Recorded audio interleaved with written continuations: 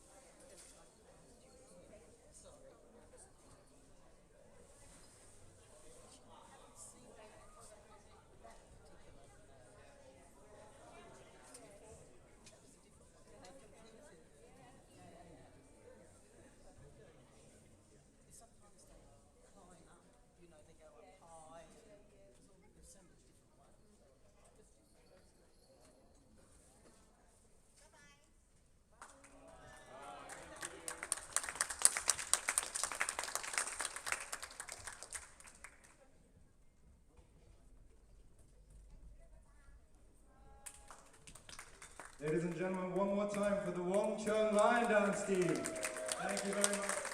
Thank you so much.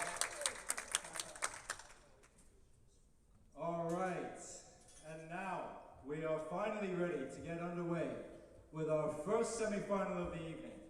So, ladies and gentlemen, they've been waiting patiently. Would you please now help me welcome onto court the first of the Hong Kong Football Club Open 2023 semi-finalists, Miss Sarah Jane Perry.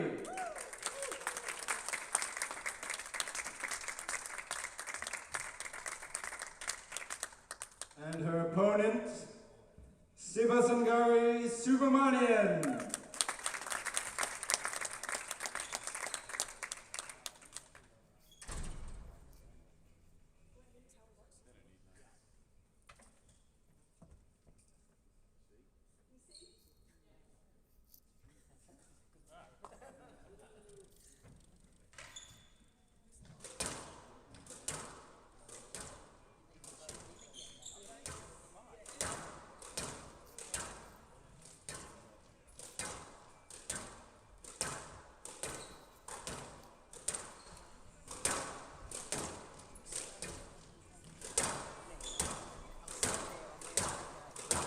Ladies and gentlemen, from England, Sarah Jane Perry is making her second consecutive semi-final appearance.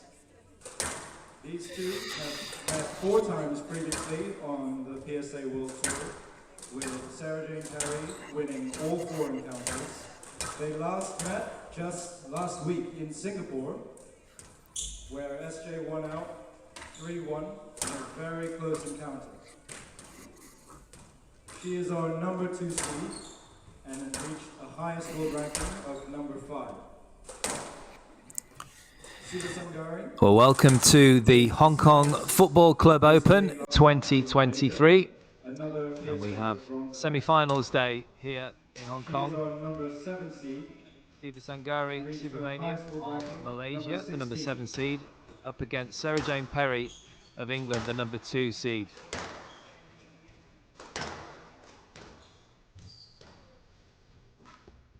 We have a fantastic programme of semi-finals. This one followed by Mohamed ElSherbini and Yao from Malaysia. And then Gina Kennedy up against Amina Orfi. And finally we have Abou Eleinen against Iker Pajares. Back to this match, and we have Sivasangari Subramaniam, number 7 seed, the only upset really going into these semi-finals at number 7 seed, 22 in the world. But she's been inside the top 16, 24 years of age, fantastic young talent. She's been on the tour though, believe it or not, for nearly 10 years already.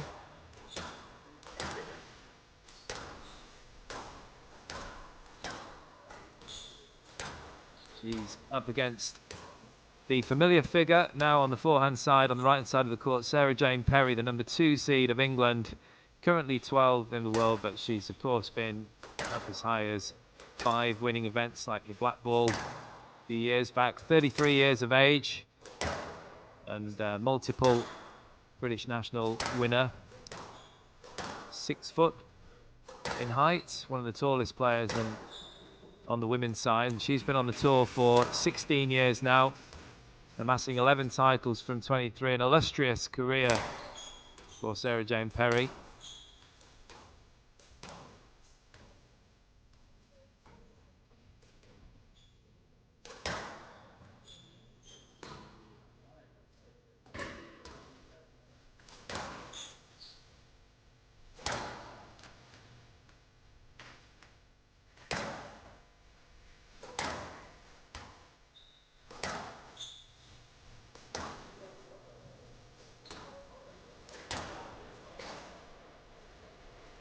Well, I'm Simon Park, and joining me for the remainder of this event, the last semi-finals and finals tomorrow, is Eain Low. Good afternoon, good evening, Wen. How are you?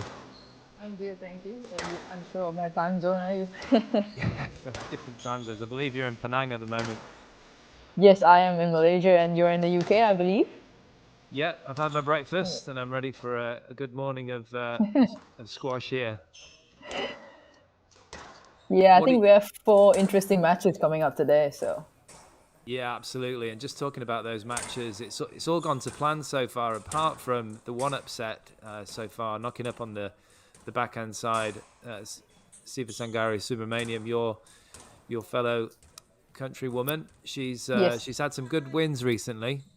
Yes, she has. She has. I mean, she's played well the last couple of weeks, and I think last week in Singapore as well, she had a good win against Nora Tayeb, someone she lost to 2 weeks ago prior to that in the Malaysia Cup. So yeah. Yeah, of course. And these two actually played last week, didn't they? With SJ coming out the winner in that on that occasion. What are your feelings about the match today? Well, I think this time around, Sivasangari will probably be a bit more prepared than Singapore. I mean, coming off a big win against Norwich, probably tough to sort of back it up the next day again. So I think this time around, she'll probably sit down and rewatch that match and what gone wrong for her. But then again, with SJ, she's such an experienced player. She's such a gutsy player as well. So she's not going to go down easy as well. Yeah, absolutely. And Sarah Jane Perry will not be playing against Steve Cubbins. He hasn't got his racket ready, which is probably a good thing.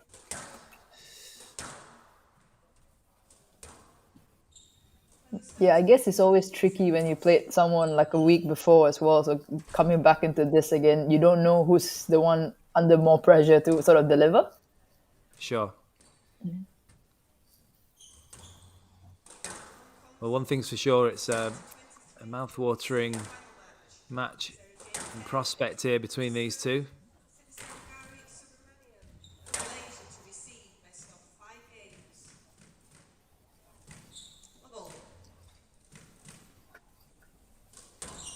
What about the court situation? Have you played? Because they've actually changed, haven't they? Since I played here a few years ago, but it wasn't. They weren't glass courts back then with glass panels. Yeah, I played on this court probably pre-COVID, I think. So it's not the easiest court to play on, but it is quite rewarding if you get your lengths right. Like I think Siva mentioned in her first match, she wasn't finding her length as well as yesterday. So Sure. it kind of takes me a while to get used to a court like this. Does it play like a glass court? Because it's not actually officially a glass court, is it really? Yeah, it's sort of in between. Yeah. Yeah, I think it's a little bit in between a traditional court and a full glass court. Do you think that's going to favour either player? Um, I mean, coming up from yesterday's match, I think Perry had obviously a harder 3-2 match yesterday, and I think she came from behind as well to beat Melissa Alves. So she's had a bit of a harder day yesterday. Sure. While Sivasangari obviously came through an upset against Sabrina Sobi, someone who moves really well on this court as well. So, they're both coming into this, and they both have very different games, I think, in my opinion. Yeah. Well, yeah, I totally agree with you. I couldn't get two more different players. And as you said, Subramaniam came through a little easier or quicker, in terms of duration against Sobi, but still a big win for her. And as I say, the only player outside the top four to come through in today's semi-finals. It's pretty fast-paced, isn't it, so far from both players? Yeah, they're both trying to go for their shots as well. It's either or, winning the points quite early on. There's not much of a rally going on just yet. Yeah, I think a few of the players have been saying that the courts are quite dead in this event, and that's not always a negative thing. I think for SJ, she would prefer that. She's obviously a very skillful and deceptive player, isn't she? But Subramaniam also very attacking, but in a different way. Yeah, yeah.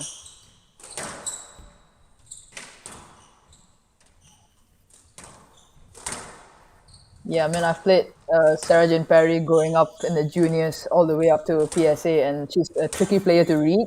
If she has time on the ball, you just never know what she's going to do with it. You're the same age, right? Is that right? Yeah, yes, Yeah. we are, yeah.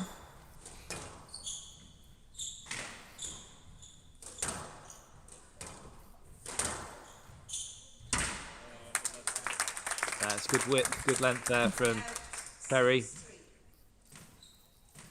a good start for the English woman. Yeah, I think the last time they played in Singapore, Perry actually lost the first game. So I think this time she's sort of changed that a little bit.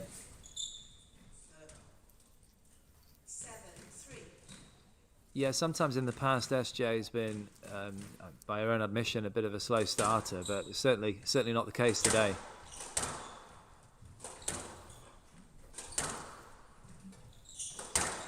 I think if you're not on your toes against Subramaniam in the semi-finals of an event like this, then you're going to be in trouble. Yeah, I mean, she's such a player that relies a lot on confidence. So if she gets it right and she gets it in, it's hard to sort of break her down. Yeah, sure. What a great kill from Perry there on the forehand side. Looking good here.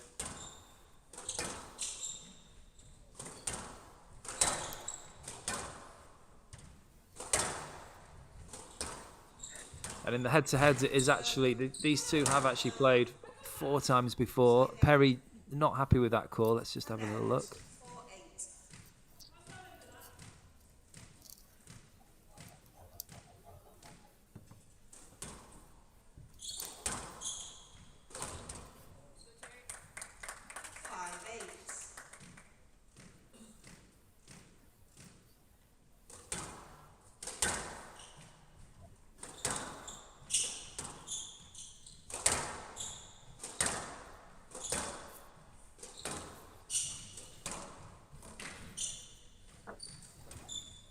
It's incredible, isn't it? The comeback that Subramaniam's had from that car crash. In such a short space of time.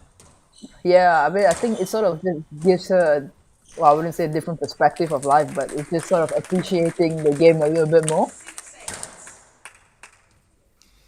Yeah, it certainly gives you a different perspective when you have an illness or something like that, something unexpected happening, and I believe she was in a neck brace for a couple of months before she could do anything.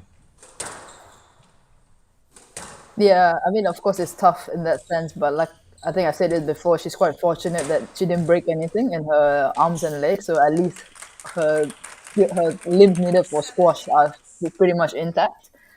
It's just getting physically strong again and overcoming something like that and getting back on court. It's not an easy task.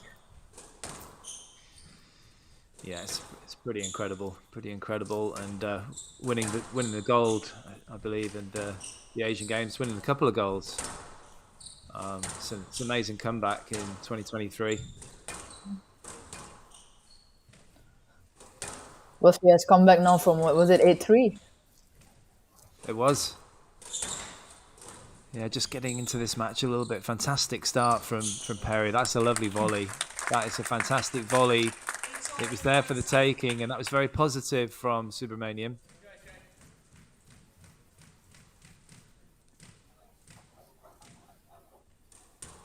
Back to parity now from the Malaysian. Just a bit careless, wasn't it, from SJ? Yeah, she just went straight for it. I mean, it was a high shot, but it wasn't that loose. What was your head-to-head against Perry? You remember? I don't think we actually played too many times on the pro circuit. Maybe more in the juniors. Yeah. Okay. Oh, she's not happy with that one, is she? No, absolutely not.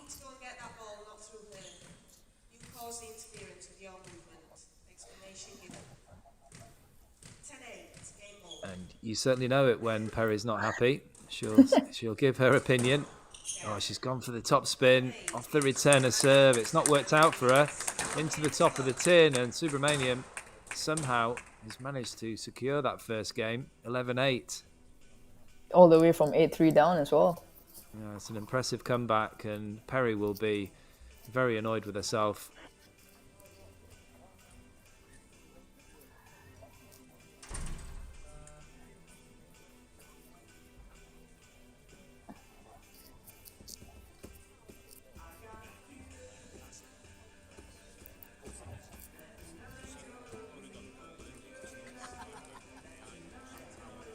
So Subramaniam taking the first game, 11-8 in 8 minutes, and leads by 1-0.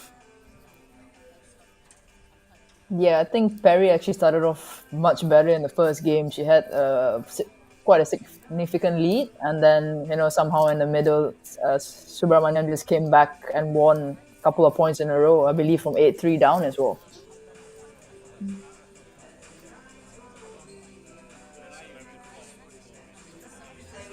in 60 seconds.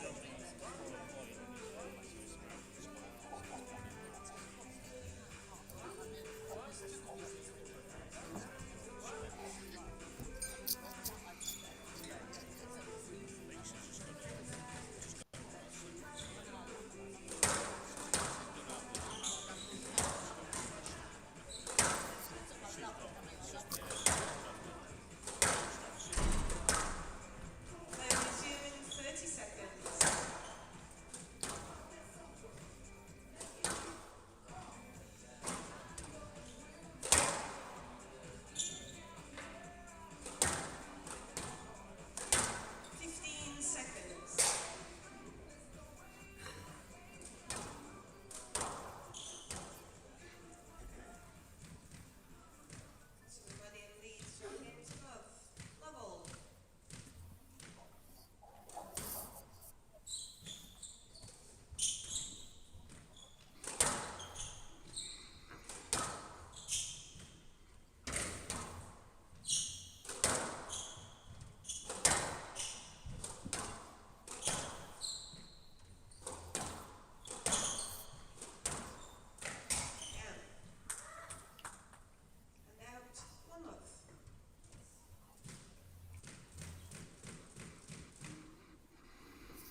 Well, Sarah Jane Perry will be looking for a good start again, but to try to maintain it in this second game, Wern. Yeah, I think she must be quite frustrated with herself letting go such a big lead in the first. What do you think happened? Did she step off the gas, or was it a bit more of Subramaniam just getting into the match? I think Subramaniam started to find her length a little bit better because the first couple of points, she was just falling a bit short, and SJ just had she had all the time in the world to do whatever she wanted. Sure, a few unforced errors as well, weren't there? Just a couple of at the wrong time at the end of that first game for Perry. Yeah, and a couple of decisions that she wasn't very happy about. That's normal. Similar to me in that respect. Were you one to always sort of had your say with the referee or no? Yeah, I don't think I do it often, but when I did do it, the referee would know that I was unhappy. And you? You're pretty quiet, right, on court? Yeah, I've never really... well behaved. Well, the thing is, you kind of need the referees to like you, don't you? Yeah, you're a lot cleverer than me.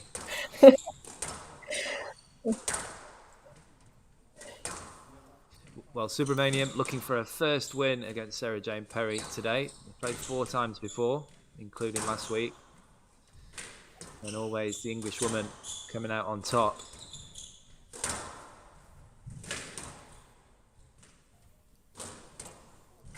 Nice, wicked bows. Very typical of Sarah Jane Perry. That forehand boast. You've probably seen it a few times, I'm sure, on the court. And I probably didn't see it. That's the reason why. Saw it a bit too late, maybe.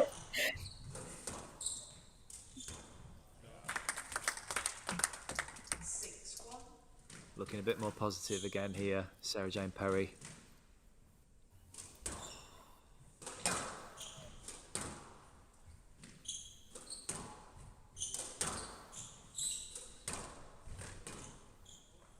That's a lovely lift on the backhand side. Underrated shot, that backhand straight lob. Got it again. Oh, she just made it. I don't think anyone, including us and Subramaniam, thought that was coming back, but she just stuck her arm out there, Perry, and managed to get something on it.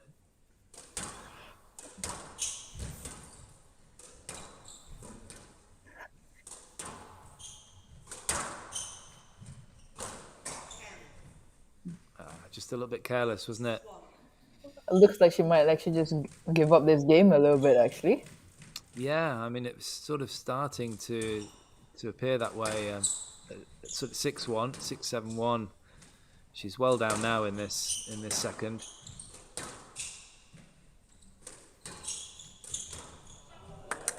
Well, that'll give her a little bit of confidence. That was really well taken.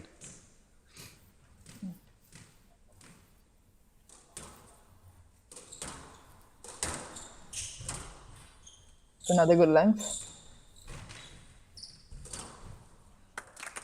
Yeah, it's well played. It's one of those funny ones, isn't it? It can be sort of damage limitation, a few quick points here and there, and before you know it, it can be 5, 6, 8, and then times get a bit nervy for Perry. Yeah.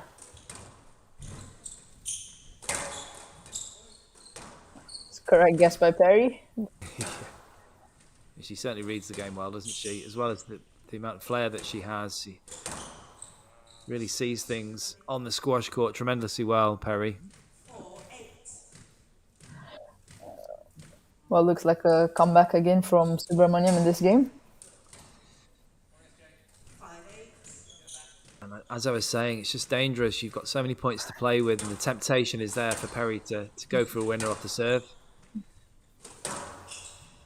Just got to steady the ship a little bit, I feel now, the English woman.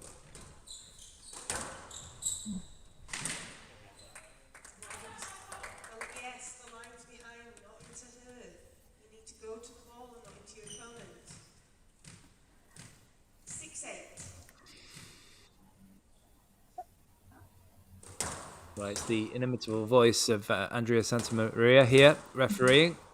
1 or 2 disagreements already in this match with Sarah Jane Perry.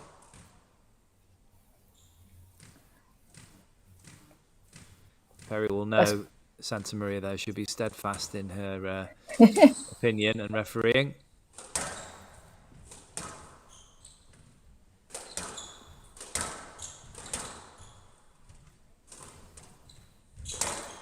That's the wrong balls to play. 7-8. Just checking the ball. Yeah, this is, I mean, we've almost predicted it, didn't we? It's very nervy times again now for Perry. I know it's not in her DNA, but I just think if she'd have steadied the ship a little bit more at 8-3 and just try and close this one out. Yeah. I mean, it sort of happened in the first a little bit, but it looks like it's sort of repeating itself now in the second game again. Yeah, she's got to be careful because Subramaniam looking very, very confident again. Back end of this second.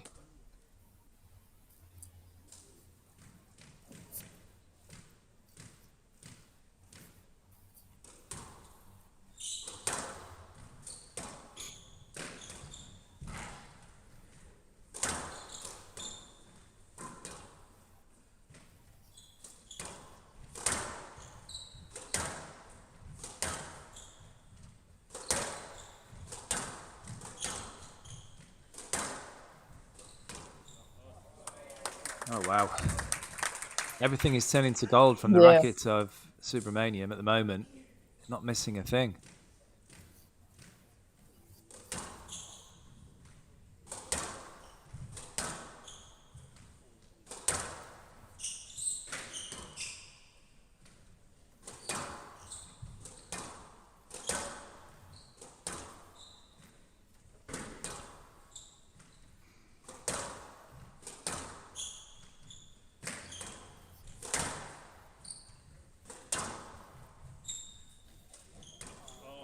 That's a beauty. The strings were singing on that shot when from the back of the court.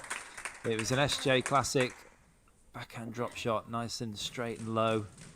Yeah, I think she was sort of very proactive the initial part of this game, got a good lead, and then she became a bit passive again after, for some reason.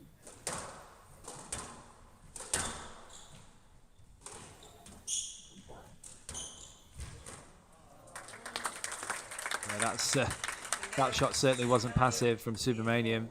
Very, very confident in those positions, and it's given her another game ball, a chance to take a 2-love lead here.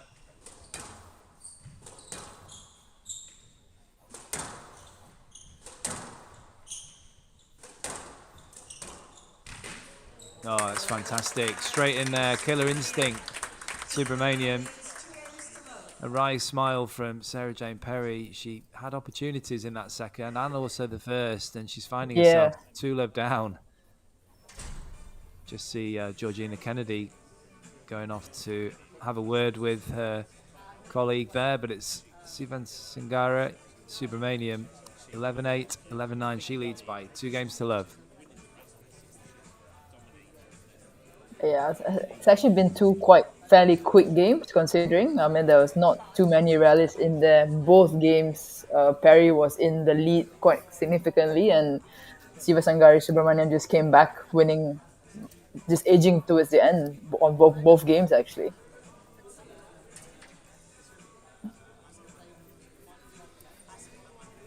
Yeah, absolutely. It's going to take a lot now for Sarah Jane Perry to come back from this position against such a confident young player. Play resume in 60 seconds. Play resume in 30 seconds.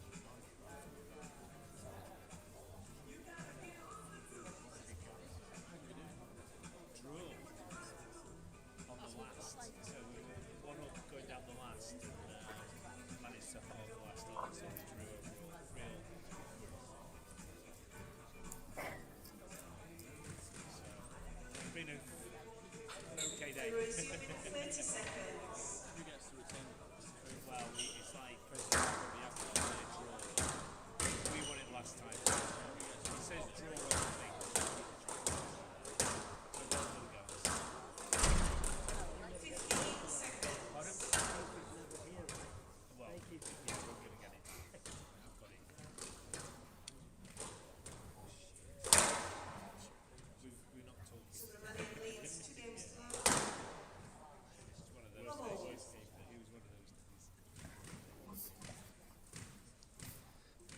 So here we go, 2-love to Subramaniam, looking very, very sharp. She was first back onto court at the beginning of this third game, practicing a few forehand volleys, and she's right on it. It's going to take a lot to beat the Malaysian now today, Wern. Yeah, I mean, coming back from quite a deficit from both games is sure is going to give her a lot more confidence going into the third.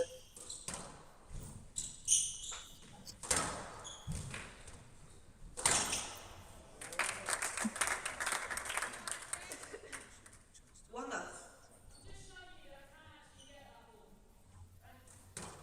And you did get it.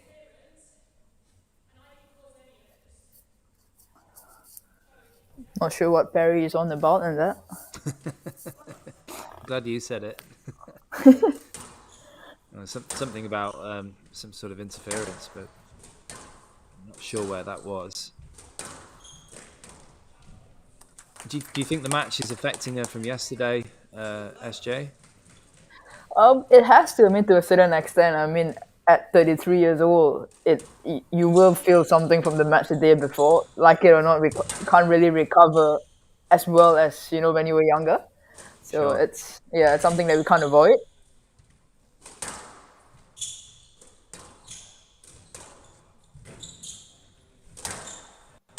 Yeah, it's well straightened, Just opening the court up a little bit too much there, Subramaniam.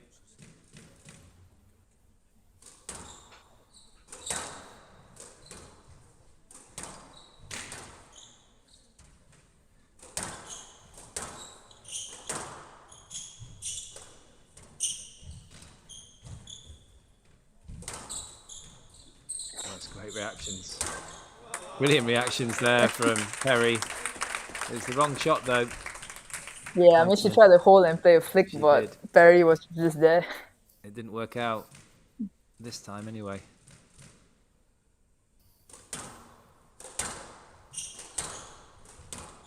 Oh my word. That is so positive, isn't it? Ball was slightly loose though, it has to be said, but it was brilliant finish there from Subramanian. And now it's 3-all. I think that's the first time in the match she's just been a little bit casual with the attempted drop shot.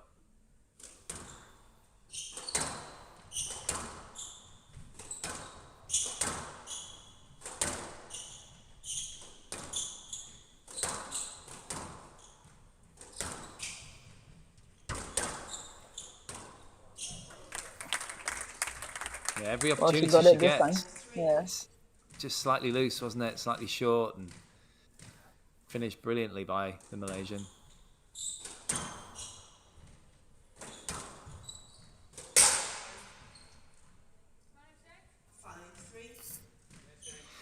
Have you trained with Subramaniam much?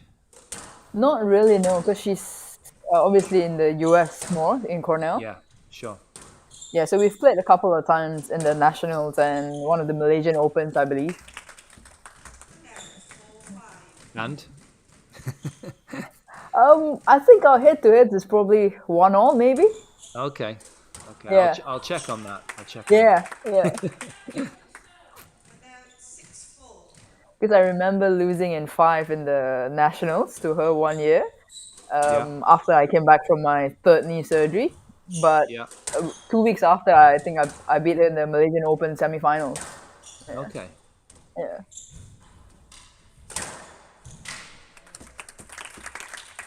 What do you feel? What does it feel like being on court with her? Does it feel like? I mean, it looks like she's a bit of a whirlwind on there. Yeah, it is, and she has quite a big swing as well. Both, the preparation and the follow through. Yeah. And I think she kind of likes it in the fast pace. So if you play like a fast pace ball, she uses your pace against you. Yeah. So she's someone who just likes to step across and sort of use your pace against you. So if you sort of like break it up a little bit, lift it up a little bit more, which Slow is it technically down, how I vary- play vary anyway. the But pace. Yeah. That's a good tactic against her. You feel?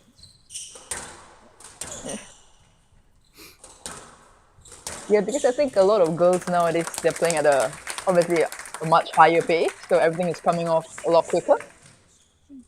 Sure.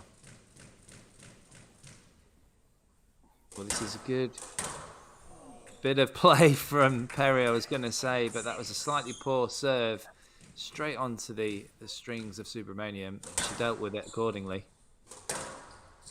Yeah, it just shows you, how confident she is coming into this match, going off cross-cutting off the serve in the third game.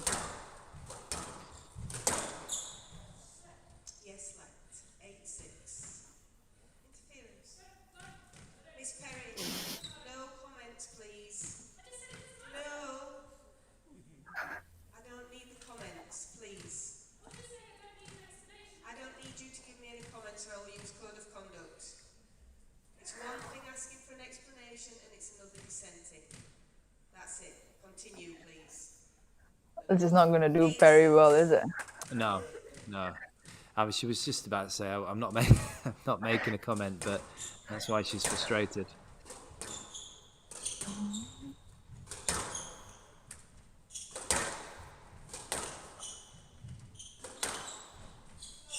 Yes, left. 8-6.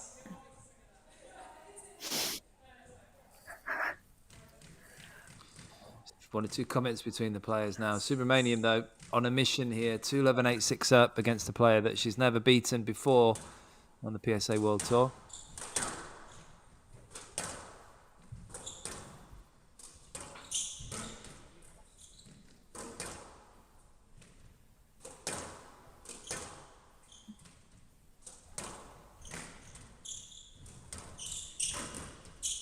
Oh, that's tough. The side walls do look unforgiving there, Wern.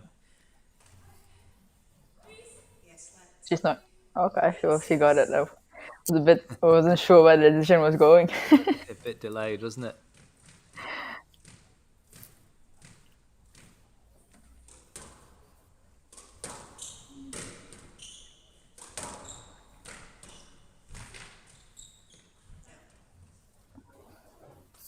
Nine, 6.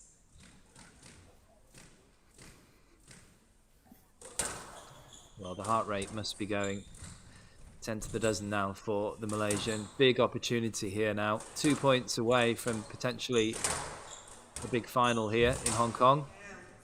Now let's clip the tin, top of the tin. Yeah. Very not happy with the ball again. 10-6. Match ball. Subramaniam just keeping the ball as warm as possible. 4 match balls then for the Oh, yeah. Malaysian. Perry doesn't look like she's going to fight this out.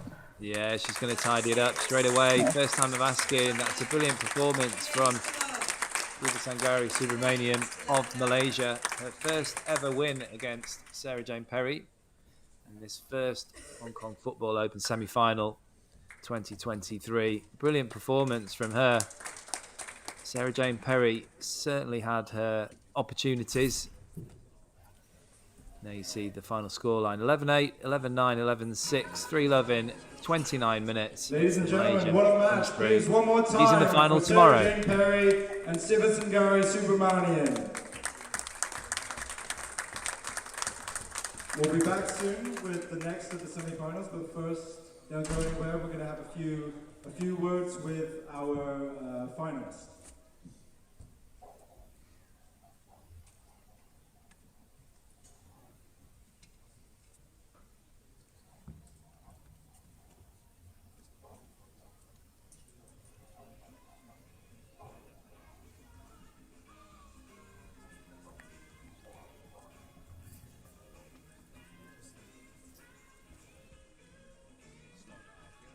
Ladies and gentlemen, please, a big round of applause for the first of our finalists, Sivasangari Subramaniam. Sivasangari, what a match, a great victory. How are you feeling being in the final of the PSA, the Hong Kong Football Club Open?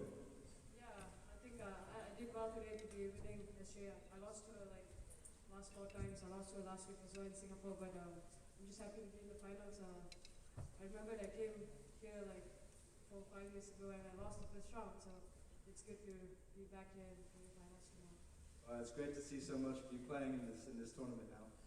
As you said, you lost last week in Singapore in a really close match, 3-1 in the quarterfinals. Did you review your match? Did you change something? Did you do something different? Or how did you get not exactly a comfortable 3-love victory, but a 3-love victory nonetheless? Yeah, it's tricky to play SJ. Like she's really good. She's strong. It's tough to play, but I think from last week I tried to just review my match again and see what I could do differently. I don't think I changed that much, but obviously there was a bit of slight change to be winning today. And yeah, I mean, SJ is a fighter, so I'm just happy to be winning today. Yeah. Well, talk to me maybe about the mental side of your approach, because the first game you were 8-4 down, had a great comeback. Then the second game you were 8-1 down, and then came back to take it 11-9. What were you telling yourselves in those moments? I don't know, today was a bit weird. Like I was 8-1 down and I was like, okay, let's just take point by point and just play. The emotions were, I don't know, it was a bit weird on court today, but yeah, the start of first and second game was pretty bad. Like, you know, I started off very slow, but yeah, I just tried to play each point and I don't know how I did that, but yeah, I just kept winning a few points and I thought, okay, let's do it and yeah, just happy. Well, great stuff. We're so pleased to see you in the final tomorrow. Everyone, Sivasangari Subramaniam. Take a minute, get some drinks. We'll be back in a few minutes with the next of the semi-finals.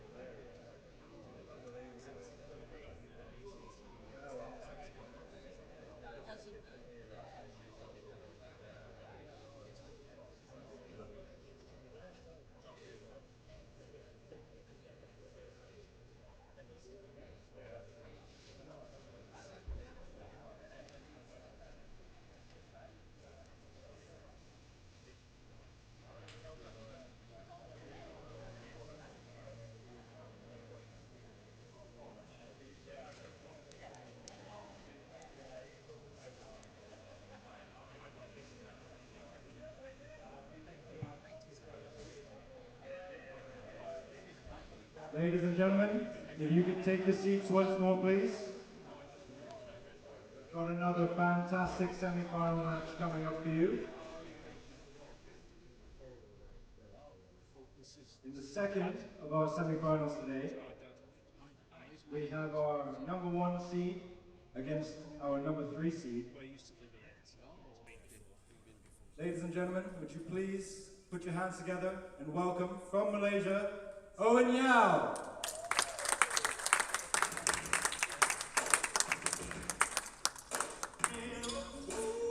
And his opponent, our number 1 seed, please welcome Mohamed ElSherbini.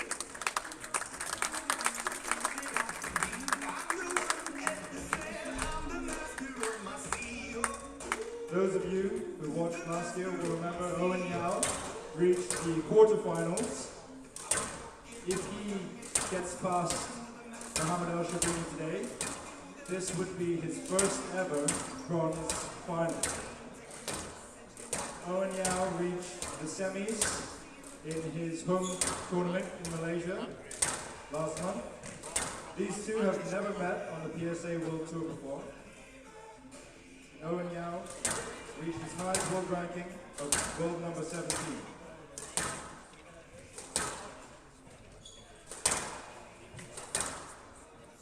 Mohamed ElSherbini, he's our number 1 seed. He comes into this tournament on the back of a great win in the Chicago Open last month, where he actually beat another of our semi-finalists, Eleinen, in the finals. He reached his highest world ranking of number 15.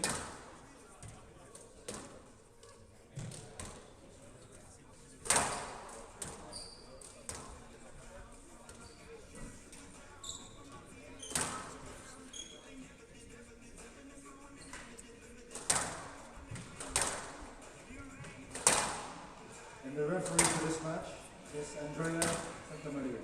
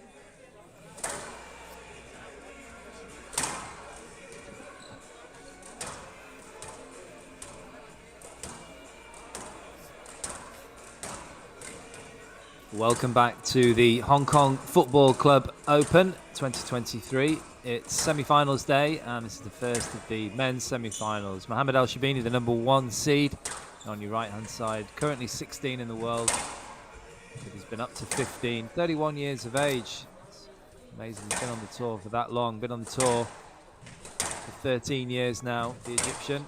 11 titles from 16, a fantastic career so far, and just bubbling under that 70% win rate. And he's up against Yao, you can see on the left-hand side there, number 3 seed from Malaysia. Fantastic mover on the squash court, like a lot of the Malaysian players, including my co-commentator, Wee Wen Lo. How you doing, Wen? Good, and you? We had 1 match down, 3 more to go. One match down. A very good performance from Subramaniam. A little disappointing for SJ, of course. She had some good leads, but these two have never played each other before on the PSA World Tour, as is the case with the following 3 matches. Yeah, which is a bit surprising actually. I mean, it is a bronze event, but having 3 sets of players who have not played each other on tour before, I don't think that happens very often. Yeah, it's pretty rare, and the reason we've got you here is because you're an expert, and we want your expert opinions on how you think this one's going to go. Sherbini has had 2 3-2s in the last 2 days. So I think I heard his interview yesterday and he's still struggling with jet lag a little bit coming from the States. Whereas Yao, same time zone, he's been in Malaysia and then Singapore. So he's quite used to the time, I must say. But he's also someone who's had a good couple of months, actually. Has had quite a good few wins here and there. Had a tough one against Yusuf Soliman in Singapore. Sure. Yeah, he's probably not too happy with his performance that match, going down 3-1 to Yusuf Soliman. So I think he's back to try and make some amends this week here in Hong Kong. I get the feeling that you're slightly going with your fellow countrymen there, then, in this particular I'm probably match. going to go 3-1 Yao in this match. Okay. Yeah, what about you? Good call. I think I'm going to sit on the fence because I just think I will for at least the first game. I'm pretty sure I think it's going to be quite close though. Pretty close on the rankings, these two. I mean, the only downside for Sherbini is, like you say, he's a little jet lagged and he's had some tough matches. Semi-final match. Mohamed ElSherbini of Egypt to serve. Eain of Malaysia to receive after 5 games. Wobble.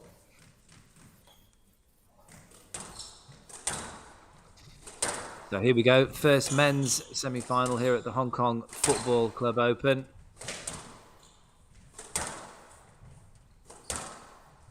Malaysia versus Egypt.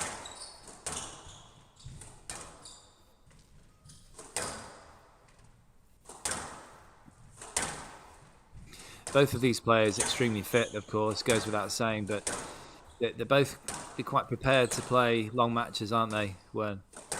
Yeah, of course. And I think both of them are sort of fairly light on their feet. So yeah.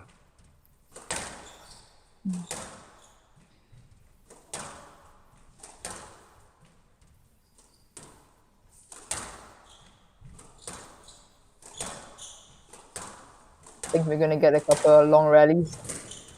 Yeah, absolutely.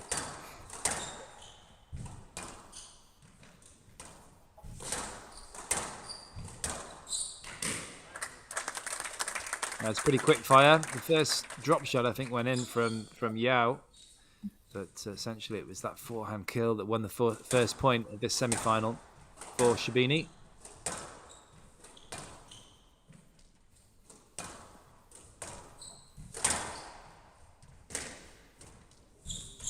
How did he boast that?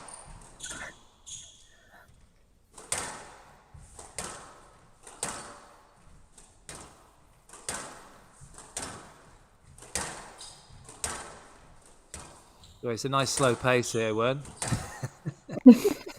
plenty of lobs.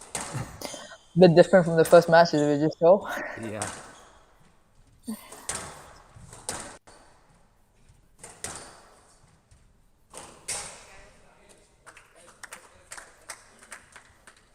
Sherbini just having a little chat with himself there, just tempted to go for that boast again. Just clipping the tin.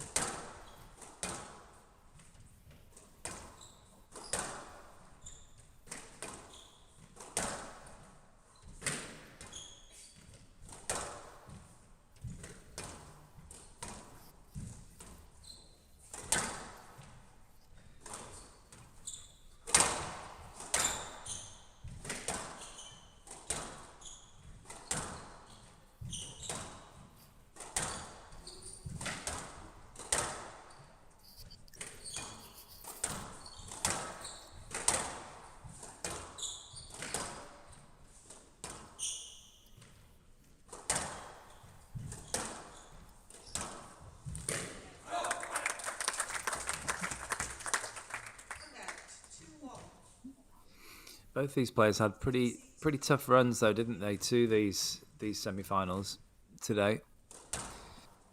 Yeah, I think Yao had a 3-1 match against Gregor Marsh yesterday. Yeah.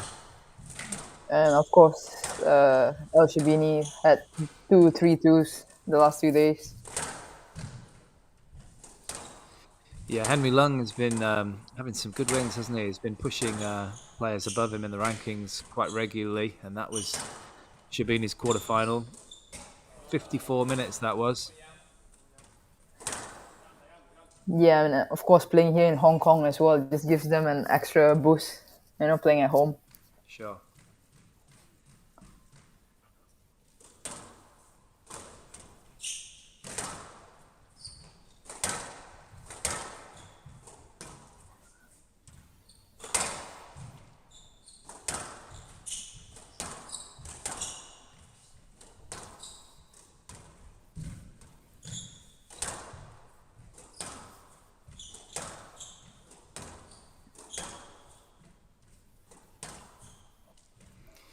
Well, these two players, as we said, have never played each other before, but they look like they've both done their homework, as that one goes into the tin. They're reading each other pretty nicely so far.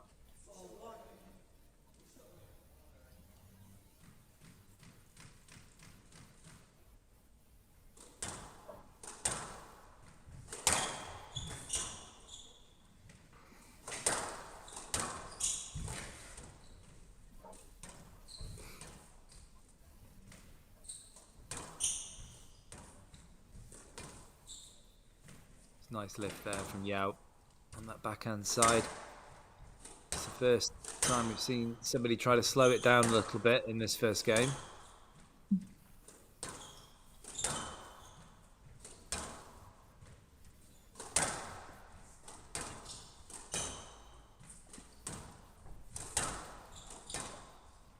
Tends to happen though, doesn't it?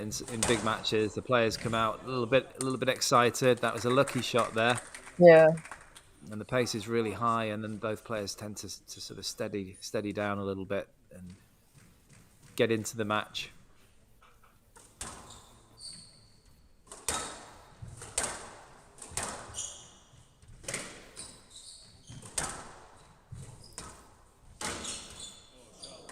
Oh. Genuine apology.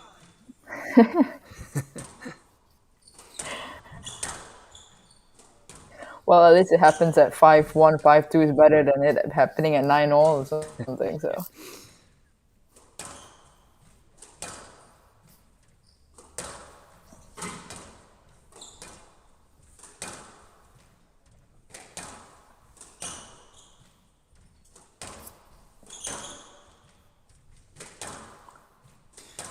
When have you trained with Yao much? Which Malaysian players have you trained with the most over the years?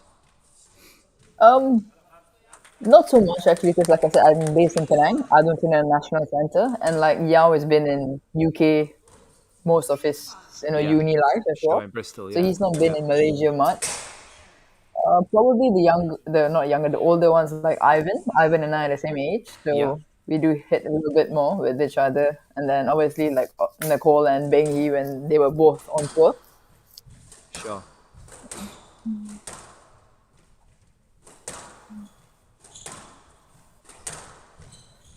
But looks like Yao sort of found his range a bit better now.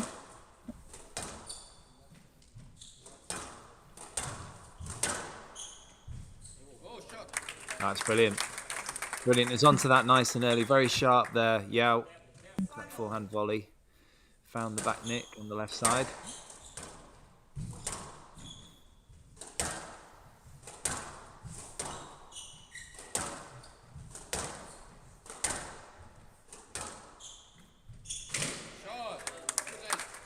Now again, getting dividend in that left corner. A wry smile from Sherbini.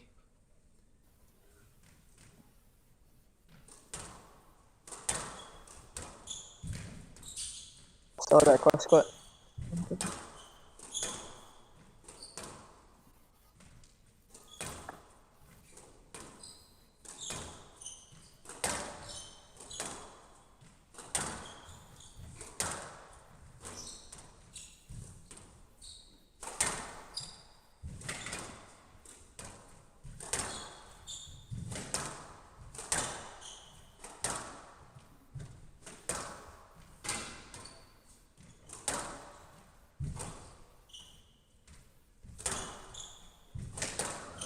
Quite a deceptive shot, but he read it, Sherbini.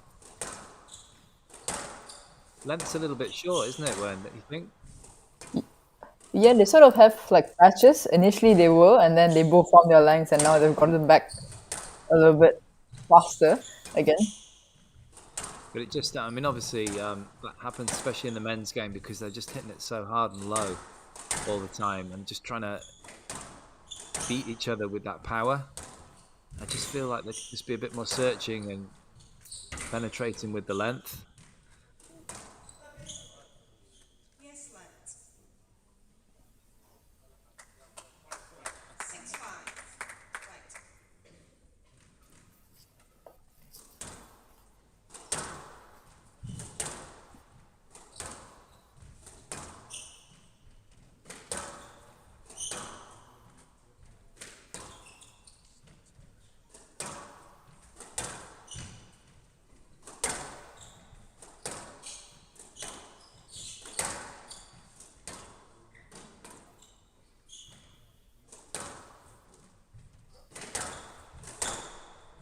Well, I did sit on the fence a little bit, Wern, and said I'd have to see a bit of the first game, and I did predict it would be close. Are you still on the fence now? I am. I mean, they're Yes, both moving well, hitting the ball well. It's just going to be between the ears, isn't it? Once we get this first game out the way and we see who's really up for it today.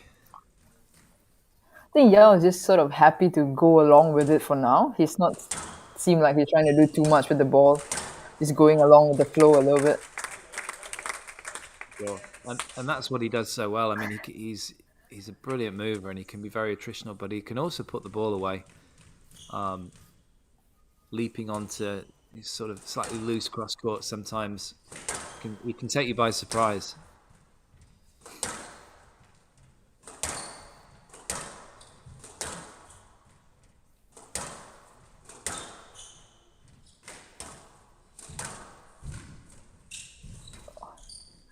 ElSherbini read that cross court net coming.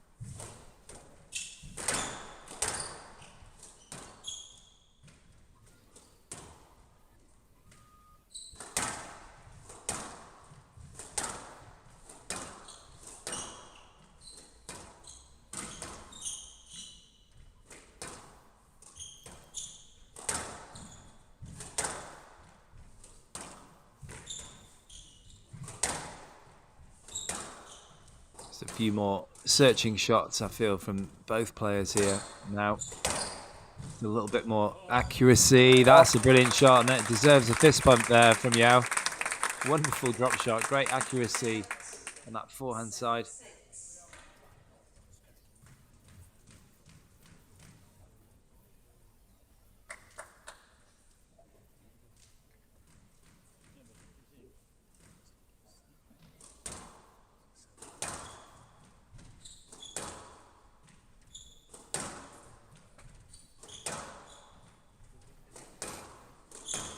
Just 5 places between these two on the world rankings.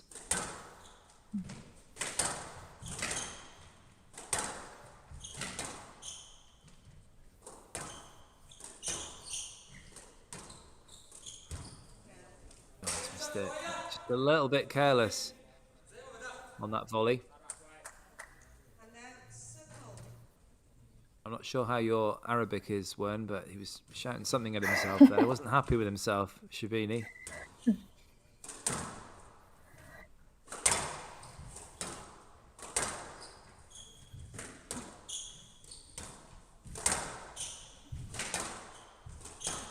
From what I've seen over the last few years, Sherbini can be a little bit more of a fiery character than Yao. I would think that Yao would be just trying to get patient, trying to get into the mind of Sherbini a little bit in this match. Yeah, I think I'm not sure whether you heard ElSherbini's interview yesterday after his match against Henry Leong. He was saying that he was 2-love down and Henry was a better player, but what happened was Henry started blocking him and he wasn't happy, and that sort of fired him up to win. Yeah, I did see that. Yeah, it's maybe not a good tactic to annoy the fella. Yeah, it's not your usual post-match interview though. Yeah, that's what we need. Something a little bit interesting. Players give honest opinions. Ooh. Here we go. Just be careful with the physical contact. And out, 8-7.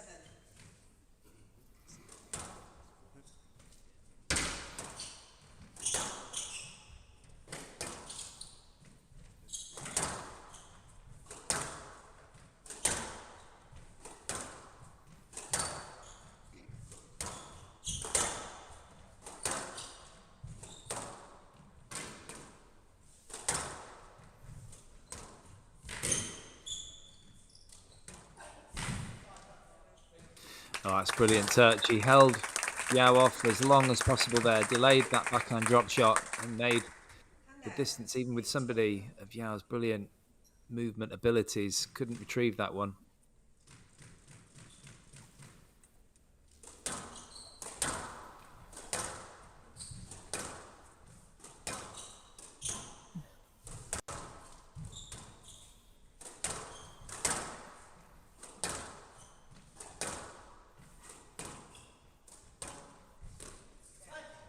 That's tight. Just running it in. Plenty of margin for error there on that backhand volley drop shot from the Malaysian. Yeah, just sort of squeezing ElSherbini for that error, that one. Yeah, absolutely. Didn't need to go so low. He's got dividends here. 2 points away, potentially, from this first game. Yao.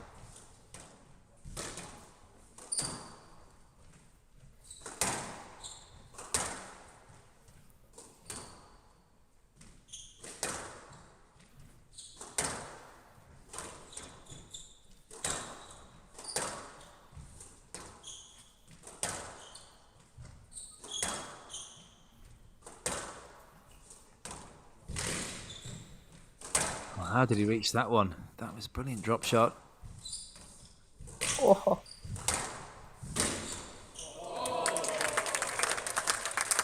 Oh no. That was so tight. Oh, was it? Oh, it was a winner. I didn't actually. I thought it'd gone in the net in the tin. Shows how good my eyesight is, and I do have my glasses on. But 2 game points not now. so genuine apology this time. Yeah.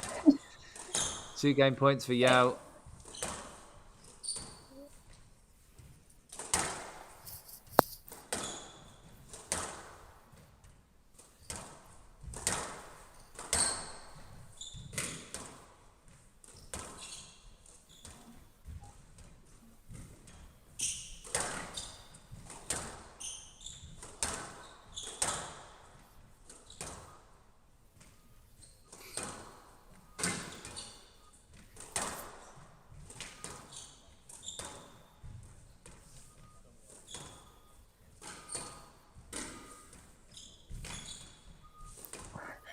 Oof, almost hit the frame, but for another one. I feel like Yao is just being a bit more proactive at the moment than his opponent. That's a brilliant shot.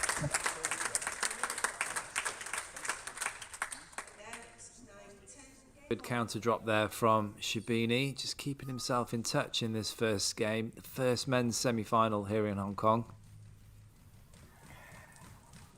Yeah, Yao's volley drop wasn't a bad one either.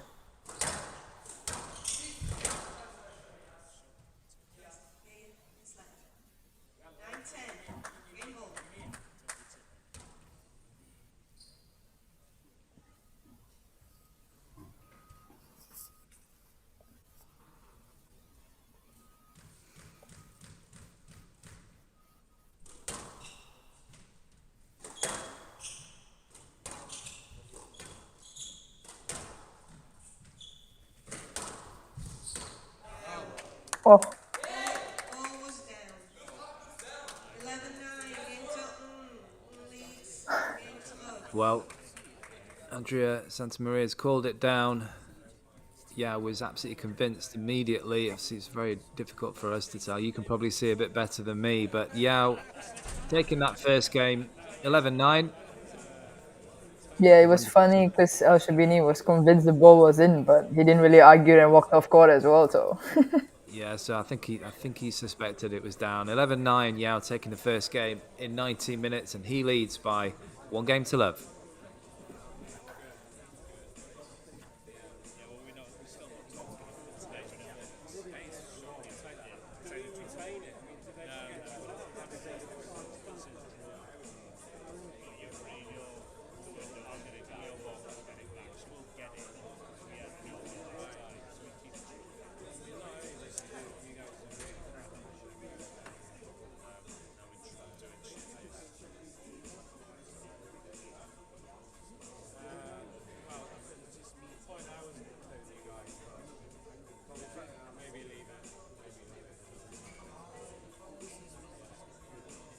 Play will resume in 60 seconds.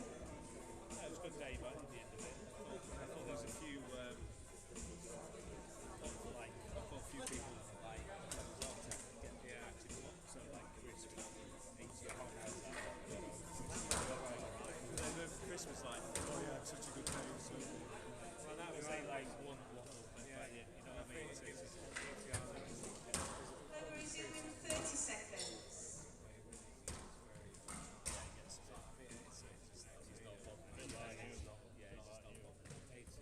no, when you do, all you've got to do is get green, and then I'm 15. you hit it around, you fluff it, then you hit it over the green, and then back over again. Yeah, I know. Anyway, we'll talk about it. On leads, 1 game to love. So there's a few pictures. Love all. So a very fast-paced, frenetic first game here in this first men's semi-final. Yao, as I said, just being a little bit more proactive, you feel. Have you decided who you're going with for the win? I think I'm going to go with you. And your Yao prediction. 3-1? 3-love? 3-2? I think 3-1 as well. You said 3-1, right? Yeah. Yeah, I think I'm going to stick with you. Possibly Sherbini taking this second game. And then Yao in 4. Long way to go, though. Long way to go. But his movement is looking really good here, Yao, as usual. And he's just got a little bit of confidence, a bit of a spring in his step after taking that first. Yeah, I See think on it's the finding voice his there corner. is, yeah, he's all over it.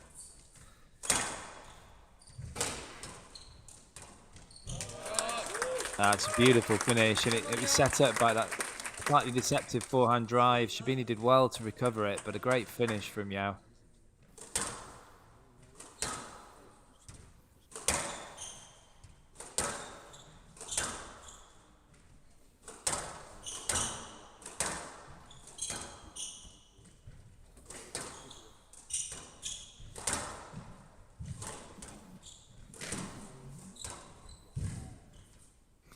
I think that's not a great place to be putting Yao on that the cross court onto his forehand volleys. Brilliant touch. It's a little bit unfortunate there. Yeah, Yao's looking quite confident, sort of moving side to side rather than front to back as much as they did in the first.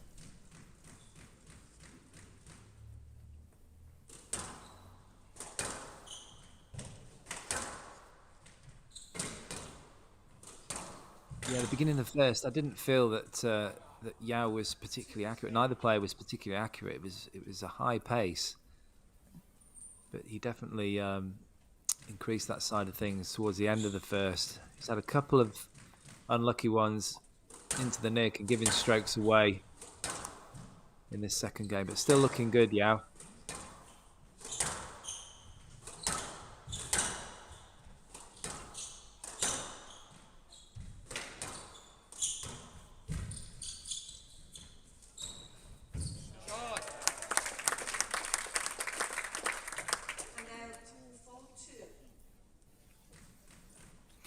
When he gets in those kind of positions when he very rarely misses.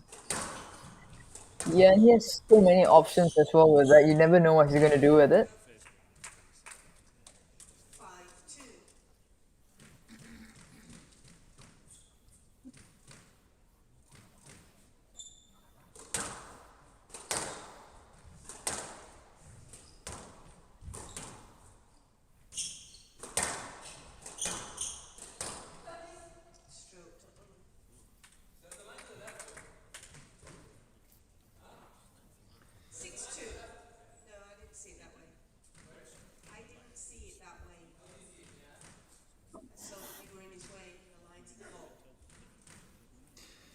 Well, Sherbini just believing that there was a line to the left, but I'm in full agreement with Andrea Santa Maria there. That was definitely a stroke. He's just getting a little bit frustrated here, Sherbini, because things are running away from him slightly in this second.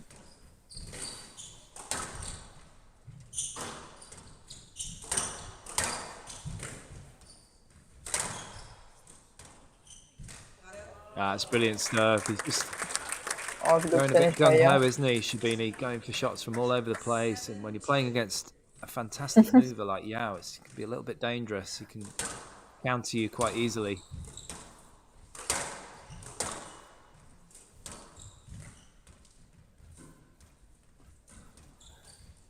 Yao's D position has sort of moved up a little bit now. And out, 3-7.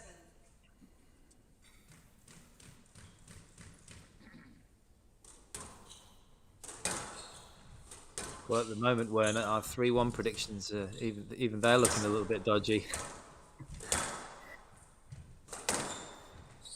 Have to see if Sherbini can at least mount a little bit of a mini comeback here in the second. Just create some pressure.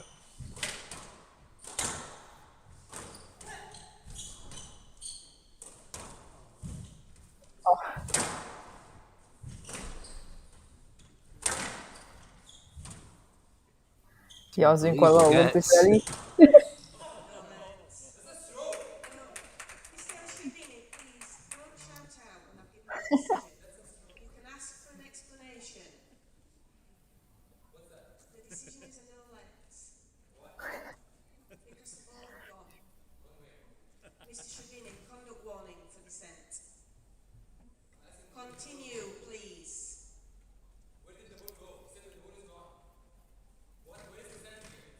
It's a winning shot. That's never a good idea to get into it with the ref, is it? 8-3. Not really, and as you pointed out earlier, that's something you never did.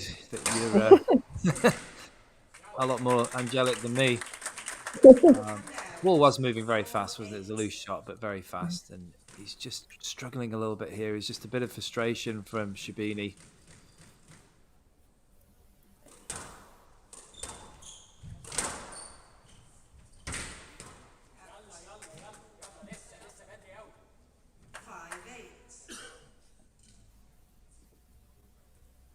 It's actually not too far behind, though.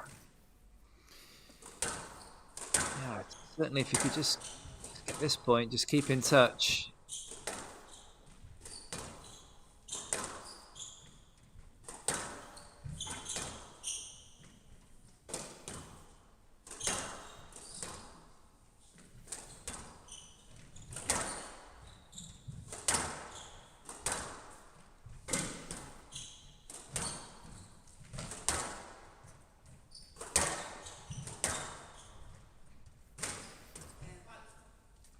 That's a poor error from Sherbini. Yeah, it seems like he's sort of running out of ideas a little bit there.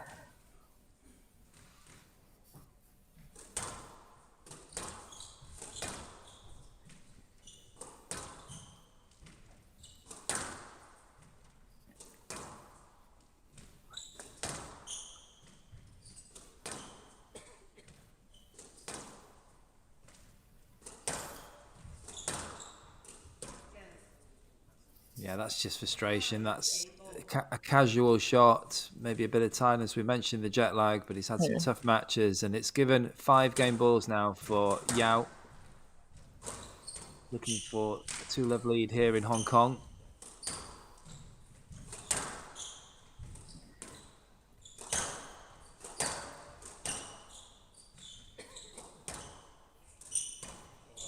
Oh, Wow. That's brilliant stuff. And there's the fist pump from Yao as he secures that second game. Very tired looking Sherbini exiting the court here.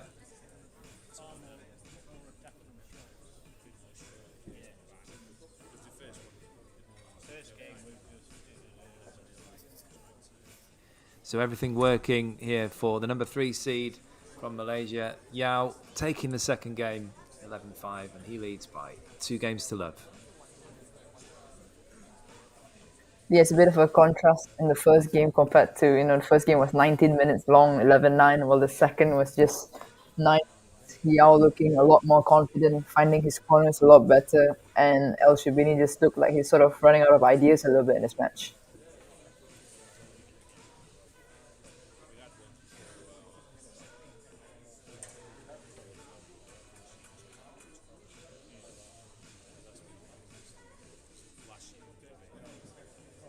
Play will resume in 60 seconds.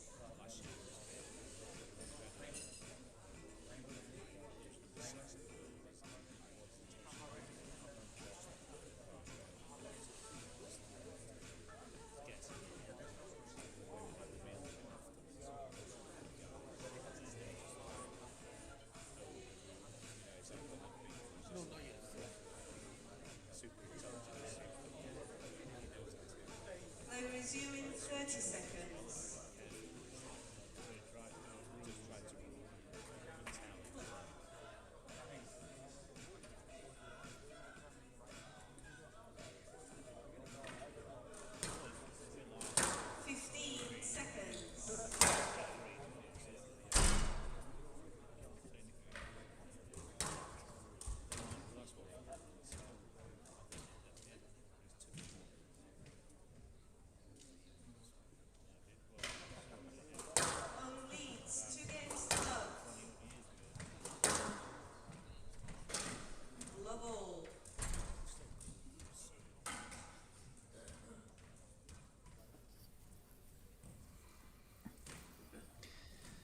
Well, we're a bit of a mountain to climb for Sherbini. What does he have to do then? 2 love down to somebody like Yao. What are the tactics? I think Yao is looking actually very confident at this point in time. It's hard to break someone when he's so confident. So, I mean, ElSherbini was actually doing quite alright in the first game, but I think the second he sort of got a bit frustrated. Couple of decisions here and there, and also lost his length. And look at that, man. Yao is just going for it at this point in time.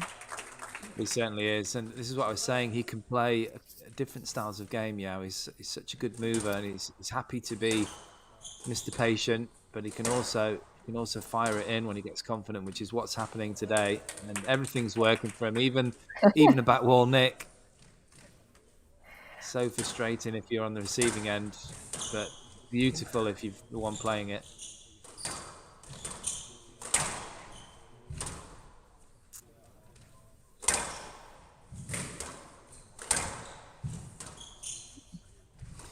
I mean, just everything's coming back as well, isn't it, Wern, from Yao?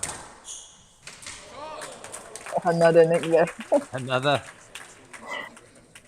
That one you could say was a little less lucky. The cross-court nick. Cross-court just behind the service box.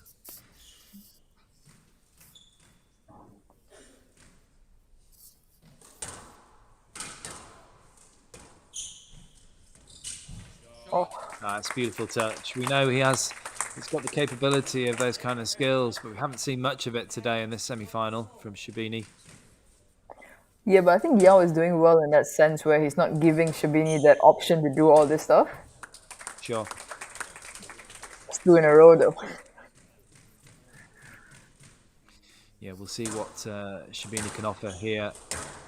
Be a good test of his mental strength if he can come back and do something in this third.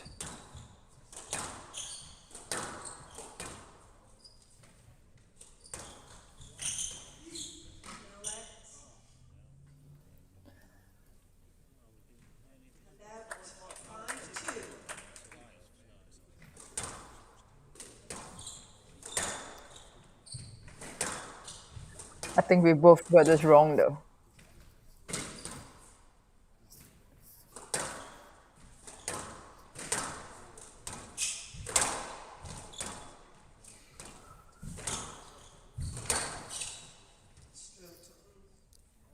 Has to be.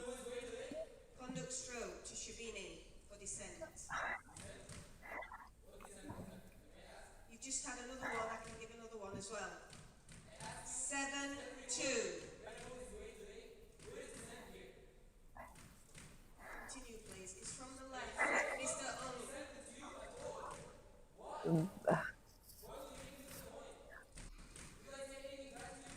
We're gonna go conduct game though. From the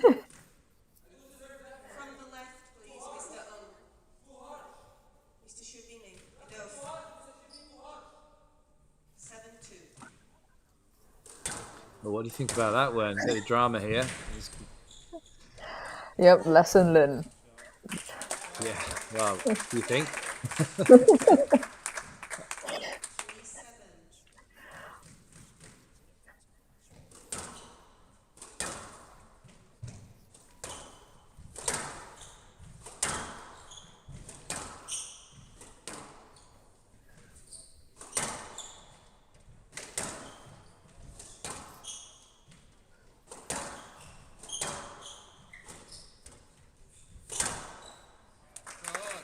Yeah, it's a bit of a loose post. It was a shot to nothing, really, and a good hold from Yao, finishing that ball across court. It's looking very good here, the Malaysian.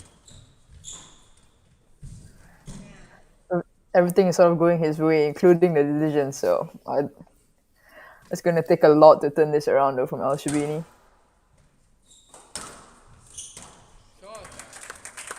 Yeah, it's looking very, very good. 3 match ball. 7 match balls now for Yao for a spot in the Hong Kong Football Club Open final tomorrow. That's a clever shot. This damage limitation, though, you feel still 6 match points for Yao.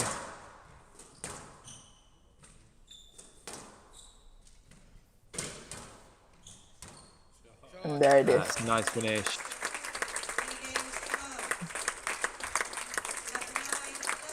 11-5. Not the best performance from Sherbini. He can play a lot better than that, but all credit to Yao. Brilliant performance from the Malaysian, coming through unscathed in 3 games to get to tomorrow's final against Eleinen or Pajares. It will be coming up later. So there you have the final score. 11-9, 11-5, 11-4 to Yao. 3-love in 36 minutes. He'll be absolutely Ladies and delighted with gentlemen, that result and that Yao duration. Mohamed ElSherbini. We'll be back in just a minute with some questions for Mr. Amina.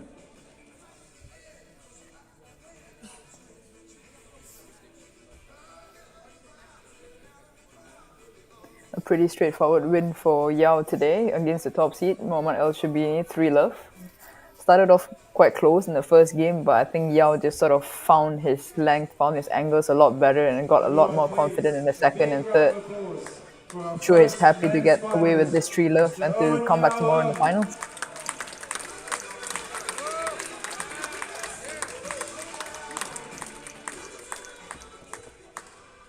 Owen, you're no stranger to the Hong Kong Football Club.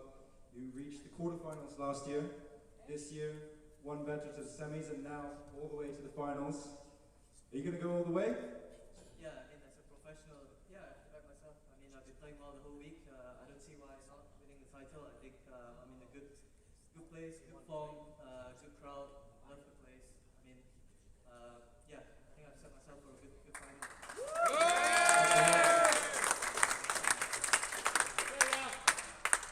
It was a real battle out there. Quite intense, a lot of flair, but also pretty physical at times. Is that the kind of game that you like playing, or was it hard to keep concentration at times? Yeah, I mean, I think there was a lot of subtleties in there in the match against Mohamed.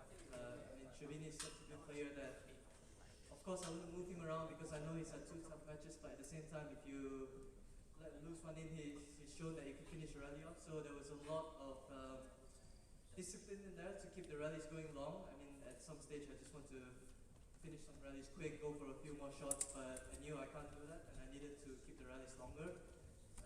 And I thought I did that well in the first 2 games, and then the 3rd game I could let myself loose a little bit and went for a bit more, few shots to the front.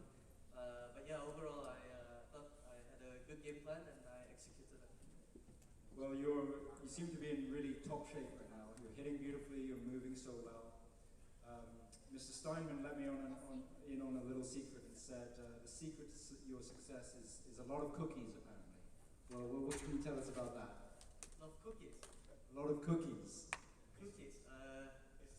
Biscuits. honest. Fairly, I would like to think I'm fairly professional and laying off those sweets, but no. Again, not sure where that's coming from, but one of our good friends, she bakes a lot of cookies, so maybe that's where it's from. But yeah, no, I love a bit of cookies, but after the event. Okay, well, everyone, please, one more time, a big round of applause for Orfi. Okay, get yourself some beers, and we'll be back in a couple minutes with the next semi-finals.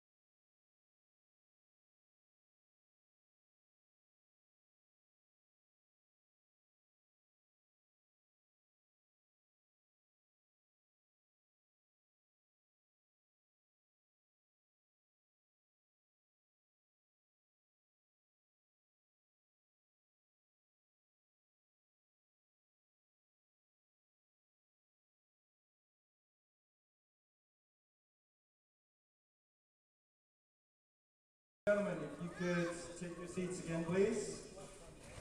We're going to get underway with the second half of our semi-finals. So ladies and gentlemen, if you could please put your hands together and welcome, from England, Georgina Kennedy.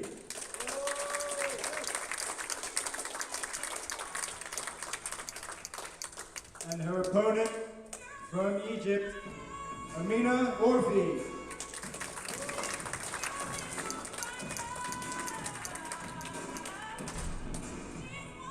Well, ladies and gentlemen, these two have never met before on the PSA World Tour. Georgina Kennedy currently at her highest world ranking, number 6. She made it to the semi-finals of the Singapore Open last week, where she lost in 5 to the eventual winner, Nelly Gillis.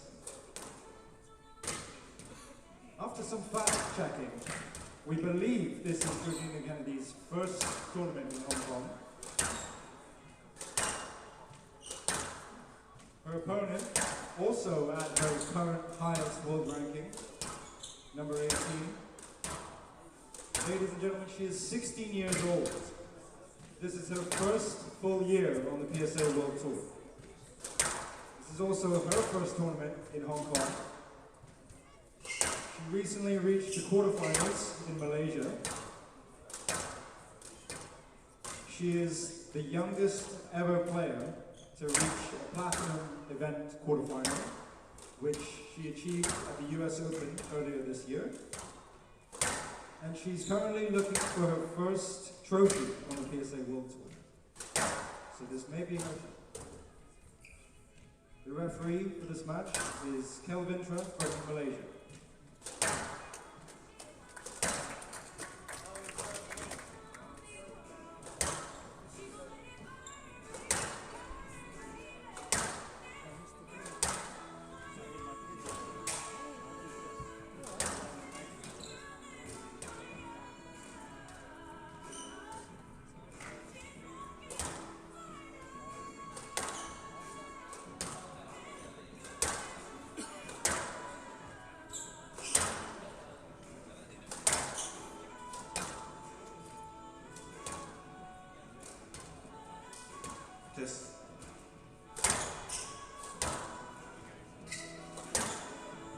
Well, welcome back to the second half of the Hong Kong Football Club Open semi-finals.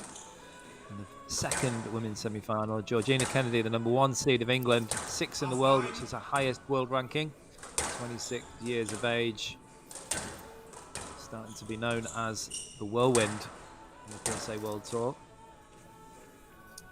She's up against another Whirlwind, really, slightly younger Whirlwind, 16 years of age, Amina Orfi. Number 4 seed in this event, but just constantly on an upward trajectory. 18 in the world, which is her highest. Just 16 years of age. Very new onto the PSA World Tour. So much experience, of course, in the juniors. So many trophies won. Already 3 PSA titles at the age of 16. Very impressive youngster. And someone else who's also very impressive is my co-commentator, We Weren't Low, former world number 5. Good afternoon, good evening.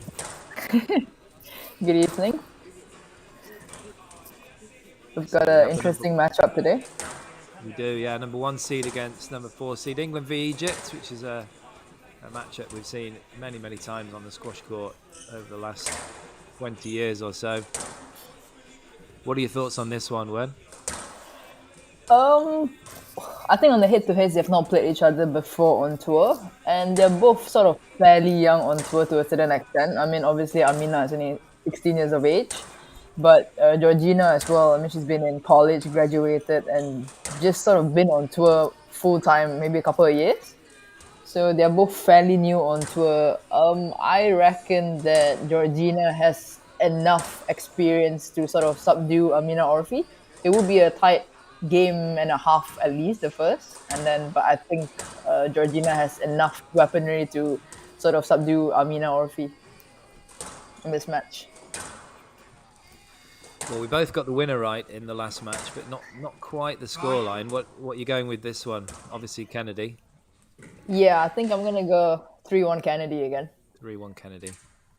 Are you on the fence again until after the first game? No, I'm going with you. I mean, commentators are supposed to go against each other sometimes, but I'm going to go Kennedy 3-1 just to copy you. Orfi, first game or second, maybe? I reckon second. Yeah, good call. There's Cubbins again. Just checking Fixing his shoe.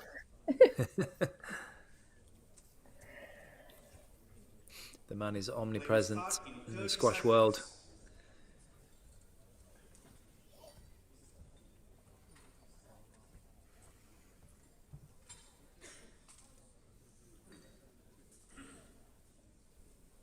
Play will start in 15 seconds.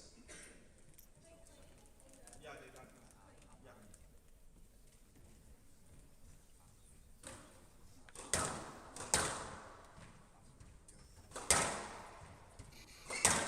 The Hong Kong Football Club Open 2023 Women's Semi-Final match. Georgina Kennedy of England to serve. Amina Orfi of Egypt to receive. Best of 5 games. Love all.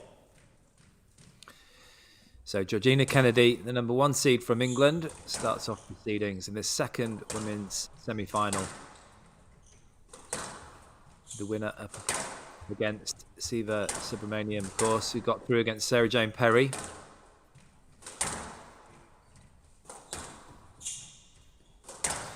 Well, I'm expecting a fast pace. When? Definitely for at least a game. I think Orfi is sort of like a mini Gohar to a certain extent. Yeah, absolutely. Yeah, I mean the way you can see already the way she's timing that ball on the backhand side. Just takes no prisoners. Ooh, controversy early doors. That's absolutely no extra comment from Orfi, just an exhalation really of surprise.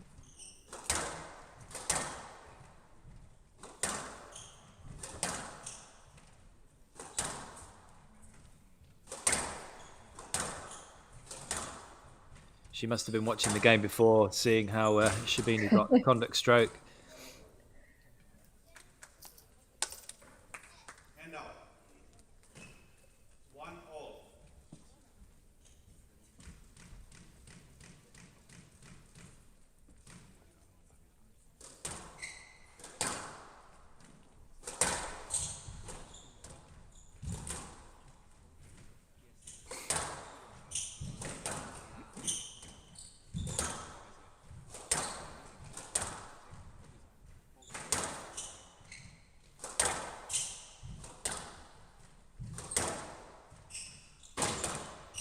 It's going to be interesting to see how much these two can actually volley. The ball is being struck at such a high pace and such a low line length. It's almost... And they're both good movers on court as well, so Sure. they're bound to get to most of the shots. Absolutely. So a lot of it's, if they are going to take it early, it's going to be just a half volley or taking the ball on the rise. That's a great length from Orfi. Striking the ball superbly, as she always does on that backhand side.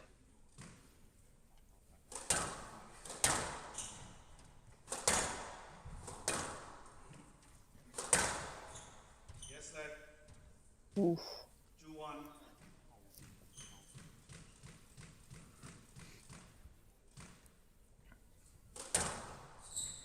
I actually commentated on what a shot there, because unbelievable winner there from Kennedy.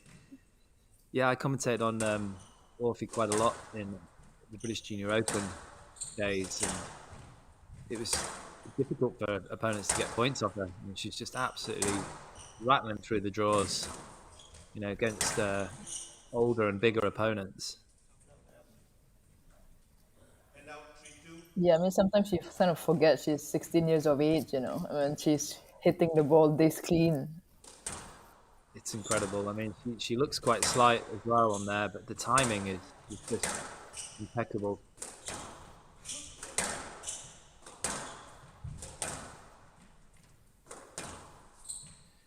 When did you turn pro, and how old were you when you entered the world circuit?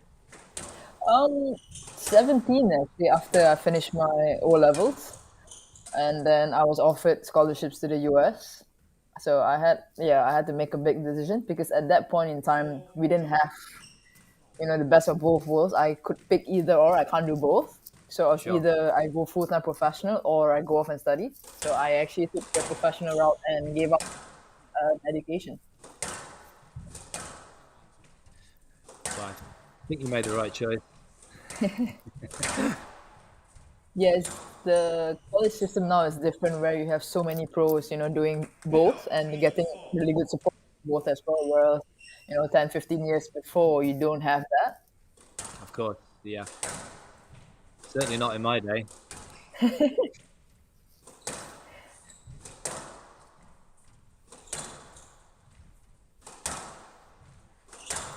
But was there like a point in your career where you thought, okay, I'm going to go professional, or you just sort of went through with it after a junior career?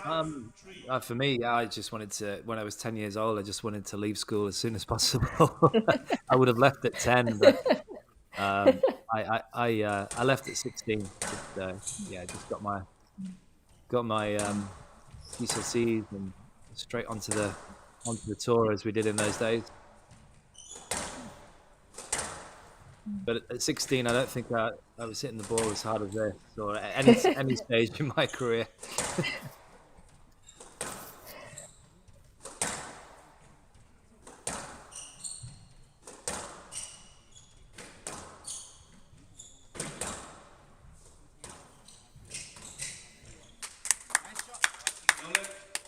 Yeah, I don't think Kennedy's going to get too much out of that one. It was a bit of an optimistic ask.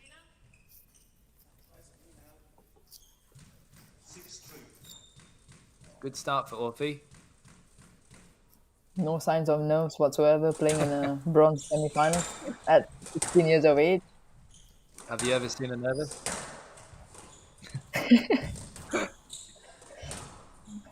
She just flies out there. She's almost like she can't wait to get out the trap. She's just desperate to get on that squash court and start whacking the ball around.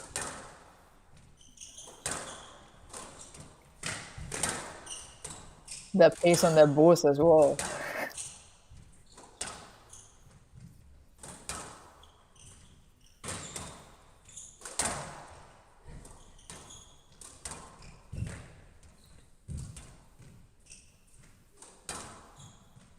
It's an interesting one tactically for Kennedy, isn't it? Because she does play at such a fast pace as well. And I would think, I don't know if you agree, but I would think just trying to have a bit more variety and slow it down occasionally against Orfi would be a good plan.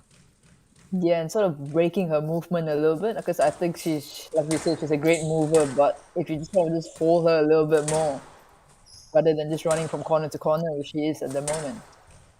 Sure.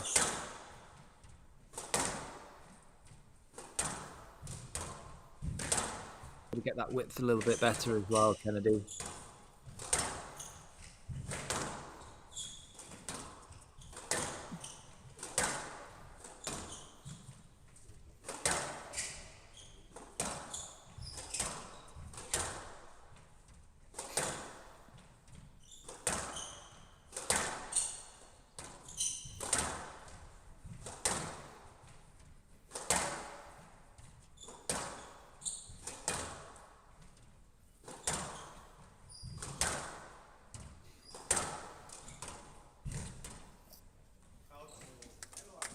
Yeah, it's good pressure again from the young Egyptian.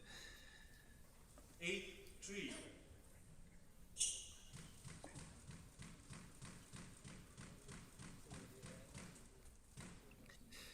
What's the matches and the? Sorry, go on. Sorry. No, I said, was the matches and the British juniors for her pretty one-sided then when you were commentating on those? From what I remember, yeah, I think even semis and finals. I mean, obviously the early round very one-sided. But, yeah, I remember her. I think winning the under 11 championship pretty easily. And this is Kennedy not happy. But that was a wicked boast, though. I mean, that It really you can was. hear that boast from here. absolutely fizzes it through, doesn't she? And even someone with Kennedy's speed just not able to react quick enough. 10-3, game ball. And again, that's very un-Kennedy-like, just going for that return of serve. Just you see, she's just a little bit edgy. She's never played this this young superstar.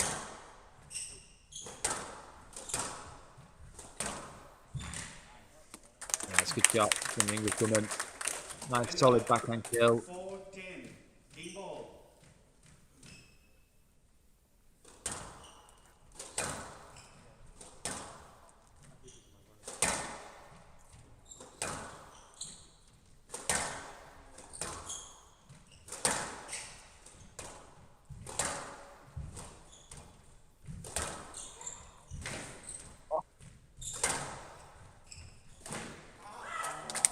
It's brilliant. Brilliant first game from Amina Orfi. Fist pump from her, the 16-year-old in flying form. Absolutely no sign of nerves, as you say, when taking that first game, 11-4. Gina Kennedy perhaps looking a little bit more nervous. As Orfi taking that first game in 10 minutes. She leads by 1-0.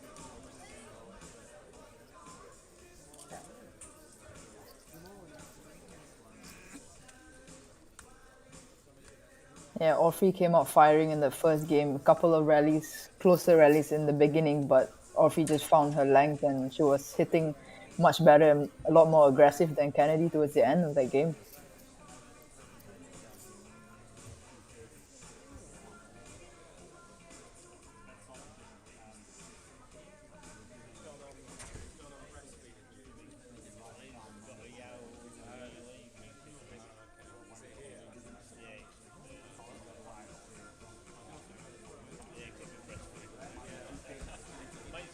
Play will resume in 60 seconds.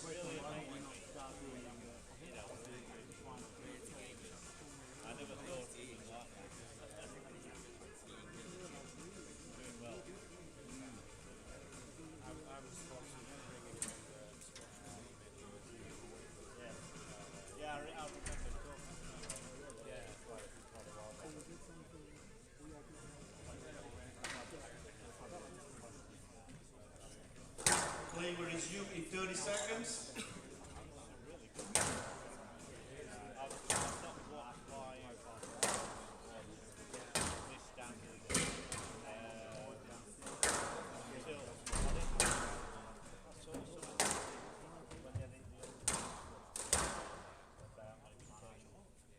Orfi leads 1 to love.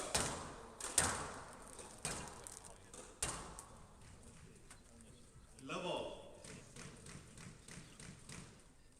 So a whirlwind of the first game, really. If you're Gina Kennedy against Orfi, that's what it must feel like. And I guess we're just going back to the tactics. Gina Kennedy has made a great career for herself so far, playing like that herself. I mean, it'd be easier to say to Sarah Jane Perry, let's just break it up a little bit, let's use the lobs, let's slow it down. But Gina Kennedy, this is her game, isn't it? So it must be a little bit confusing. 1 love. Yeah, I think she's not used to having someone, consistently hit the ball at this pace, except for Gohar, I would say, that does this consistently.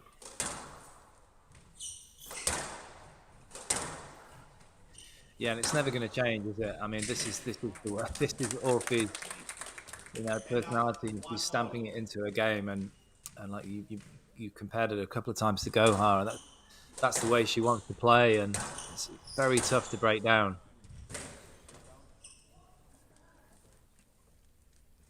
And another example, even Tayyab couldn't do it last week, and she's one of the best at mixing things up and using disguise and deception and a variety of pace.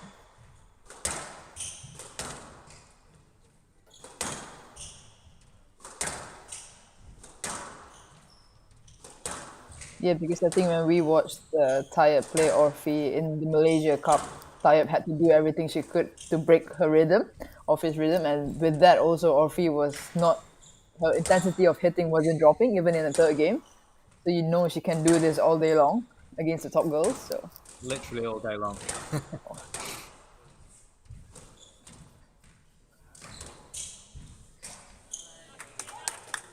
But we've both predicted a Kennedy win. It's not looking good at the moment, but Tina Kennedy is made of stern stuff, and she will keep fighting to the bitter end, that is for sure.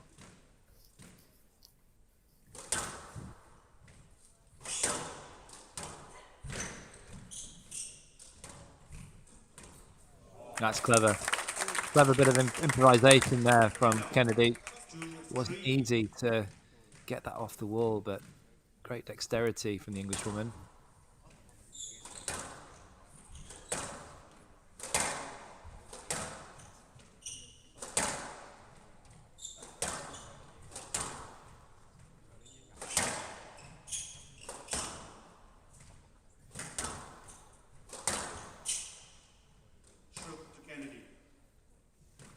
Can't be an argument there for that one.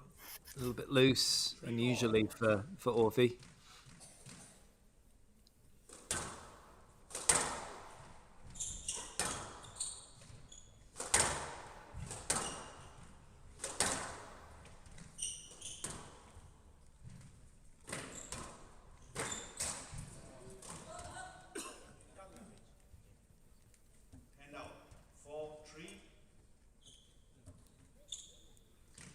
Just a thought, Wern. I wonder how many sets of strings Orfi goes through in a year. Yeah, but then also, I mean, as hard as she hits the ball, she seems like someone who hits it quite flat, in a sense where she's not cutting it a lot. So, whereas some players actually play with a lot of slice. So I think Orfi hits it quite flat, and to a certain extent. Sure. Yeah, good point.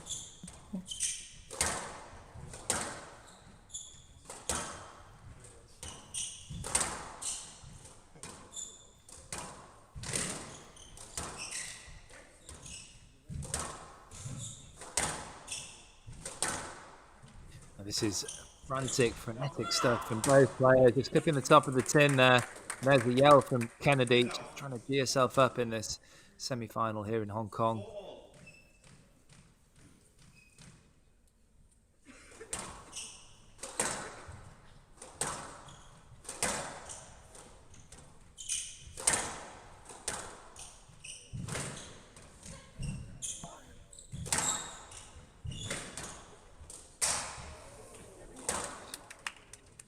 Wrong shot, wasn't it? I mean, obviously she didn't want to hit the tin, but she could have played a little volley boast there. It was Yeah, because I think Kennedy was running straight to that as well. I think she kind of saw it coming. Sure. But I guess at 16 years of age, you can't really blame her, can you? She can't be perfect. Not yet, anyway.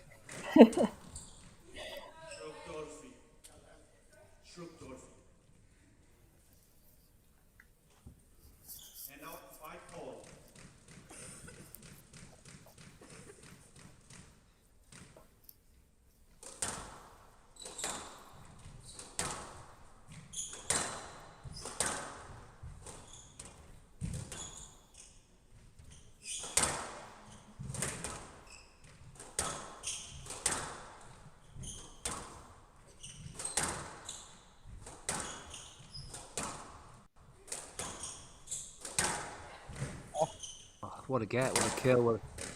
She's done it again. Some unbelievable stuff here from both players.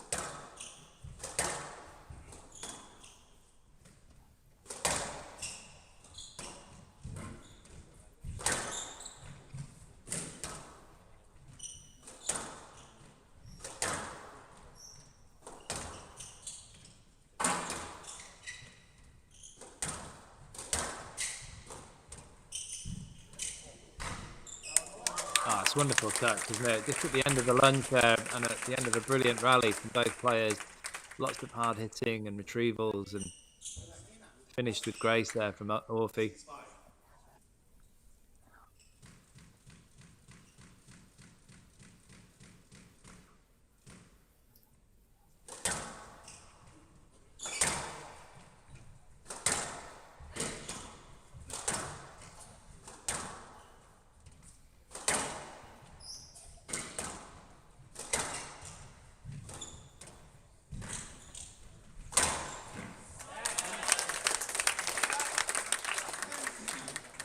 It's a great shot from Kennedy onto it nice and early, using her powerful movement. Yes, she played a good ball to sort of set it up and then just played a great cross court from there.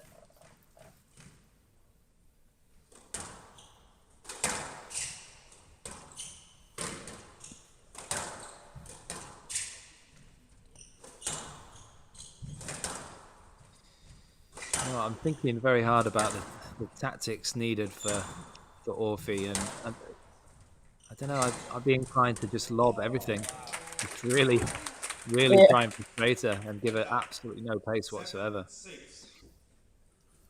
Yeah, and just sort of force her into doing something. I mean, it sounds easy, doesn't it? Because but once you get on there, I'm sure it's not. But that would be my thoughts.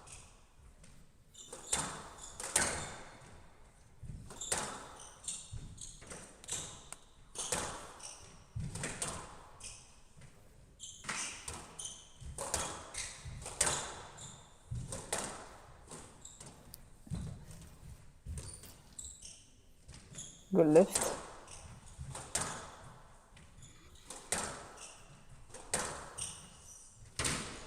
That tried to work. You could see as soon as it left the strings of Gina Kennedy's racket, that was going in a good place, and it was a great squeeze from the Englishwoman, keeping herself in touch in this second.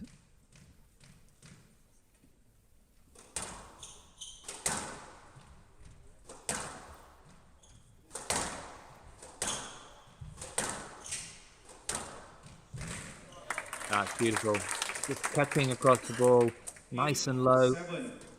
Just saw it a little bit late there, Orfi. Yeah, it was a great angle by Kennedy in that one.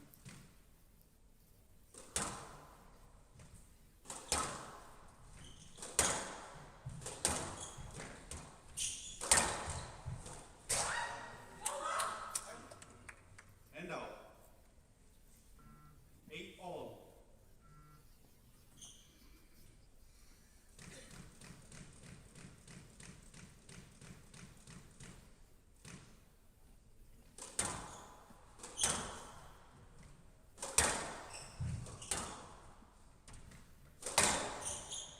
Stroke to Kennedy.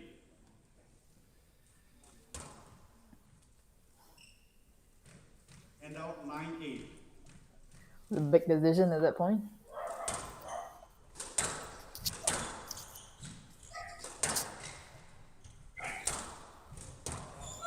Oh, just a little bit careless there on that cross court. It was there for the taking. Hasn't hit many errors there. So 2 game balls here now for Kennedy.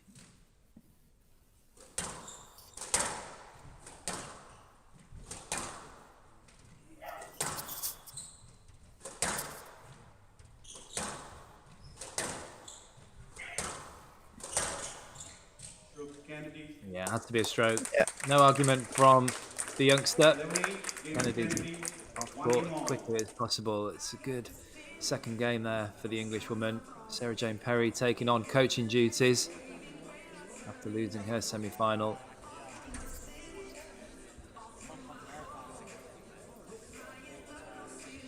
Well, I think a little bit of SJ magic would help Kennedy in this match. Taking the second game 11-8. Score is 1 game apiece. But what do you think, Wern? I think a few holds here and there, as well as lifting the ball a little bit, would definitely help.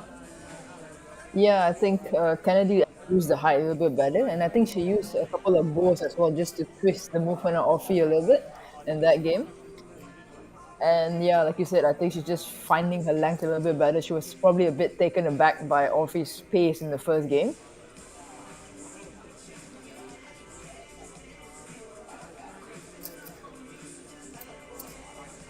Are we sticking with our predictions of 3-1 Kennedy? Yeah, I think I'm going to stick with it. Yeah, I'm not one to change my mind. What about yourself? After the first game, it looked a little bit like it was going towards Orfi's side, but I think Kennedy came back really strong in the second.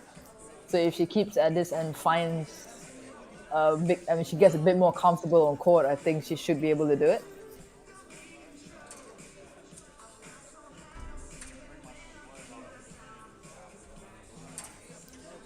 Play with 30 seconds.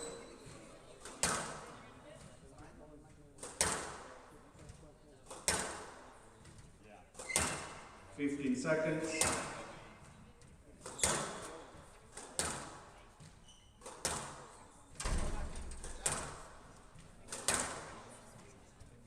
One game all. Kennedy to serve. Love all.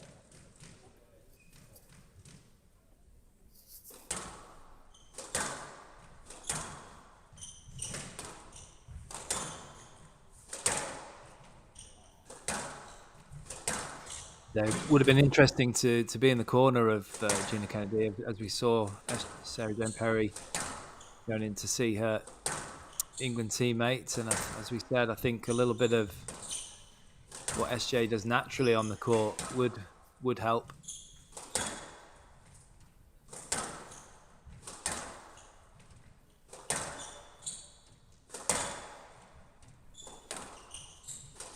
It's just hard. It's difficult, isn't it? We all have our own styles, and it's difficult to change that style too much, which she doesn't want to do. I mean, it was a good second game for Kennedy.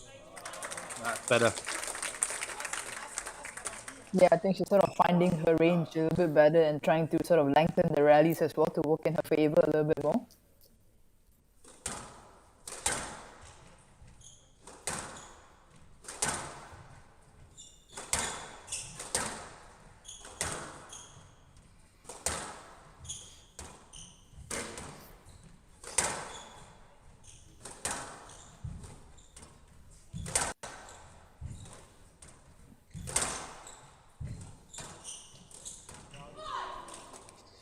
Yeah, that's a slight lack of patience, maybe a bit panicky on that volley there from Orfi.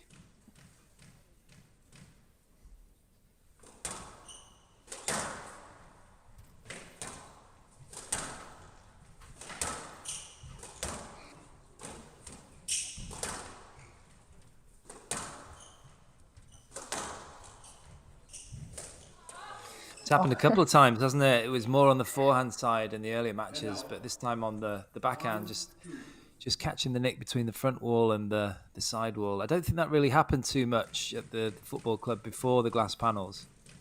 Yeah, but it's funny, you see the pace of Orfi hitting it, it actually ends up dying in the back corner as well, even though it caught the corner of the glass. But That's when you know you're playing well.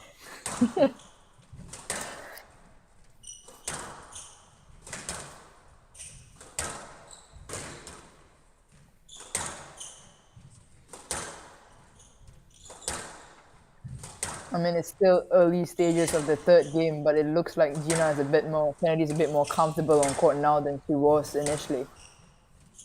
Yeah, definitely. Some of the nerves have gone. He's not used to being playing against a 16-year-old, someone she's never played before, and a semi-final, and the pressure's on her really, I guess. But she's certainly settled down into this semi-final now, Kennedy.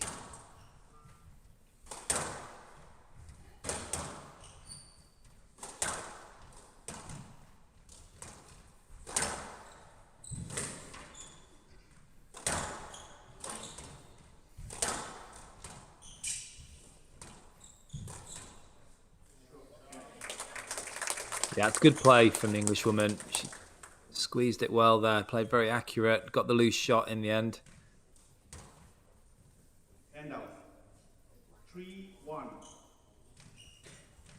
I think she's just sort of gathering her tactics now, not knowing what to do in the first game.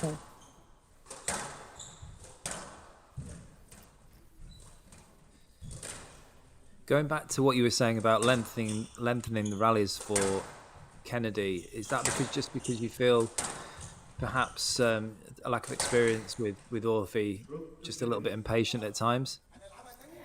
A little bit, but I think it also benefits Kennedy in that sense where she gets more comfortable the longer she is on court. So I think she finds her range a little bit better rather than going for it earlier on, because I think she gets a bit edgy trying to go for the volleys. So once the rally is longer, she feels more comfortable, more into the match. Gets a rhythm going. Yeah.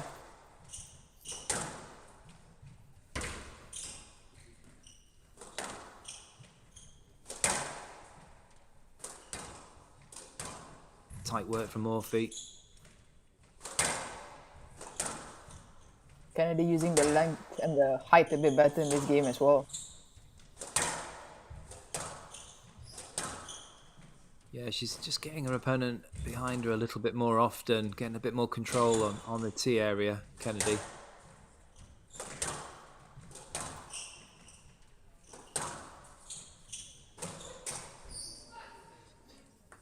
And it's good simple squash, isn't it? Good simple pressure from Gina Kennedy. 5-1. The errors are starting to come now from Orfi.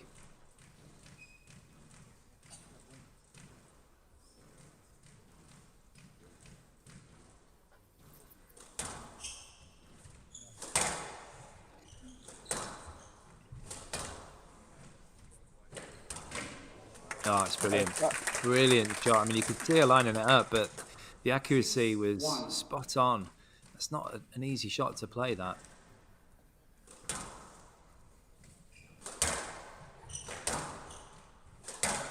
Yeah, but I think with her better length hitting this game, she's sort of drawn Orfi towards the back now that, so at least when she goes for it forward now, Orfi doesn't read it as well as she did in the first 2 games. Yeah, absolutely. Just create a little bit more space and time for herself to do what she wants to do, Kennedy. No, it's a I'm not lovely shot. stuff like that, yeah. 7-1.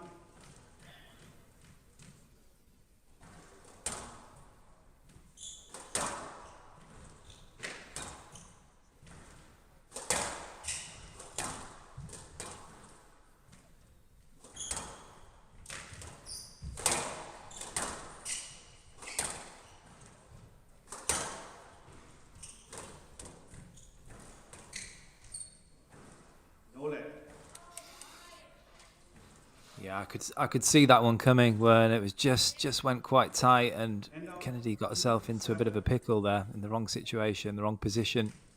Yeah, because that drop was going towards the back. It didn't hit the side wall. If it hit the side wall, it might have been different, but... Yeah, kind of ballooned up in Orfi's favour.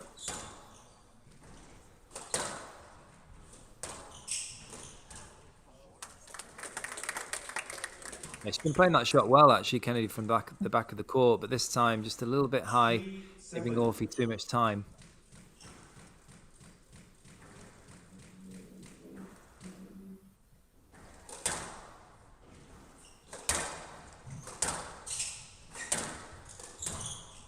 So as we saw earlier in the first women's semi-final with Perry, this is where Kennedy's just got to keep her foot on the gas and make sure that she holds this lead.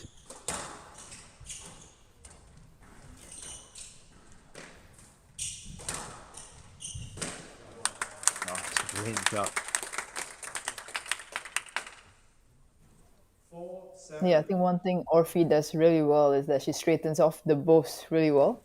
She plays that straight drive, which a lot of players are not expecting.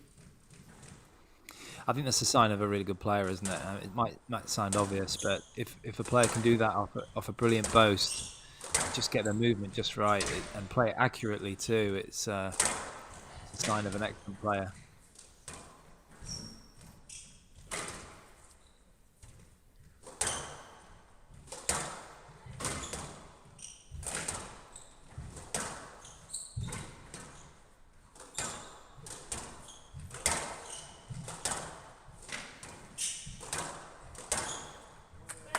That's well played, well read by Gina Kennedy. She was right behind Orfi. She knew exactly where that ball was going. 8-4.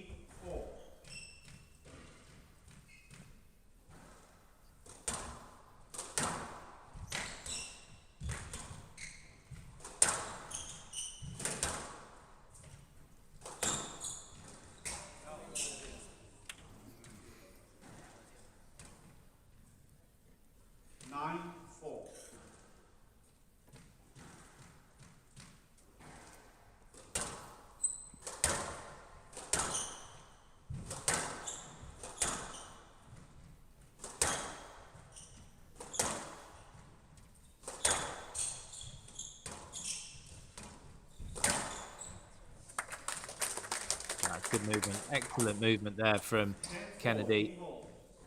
absolutely pounced onto that backhand cross-court drive, and it's given her 6 game balls to take a 2-1 lead here. Our prediction looking good though. Yeah, that's the most important thing.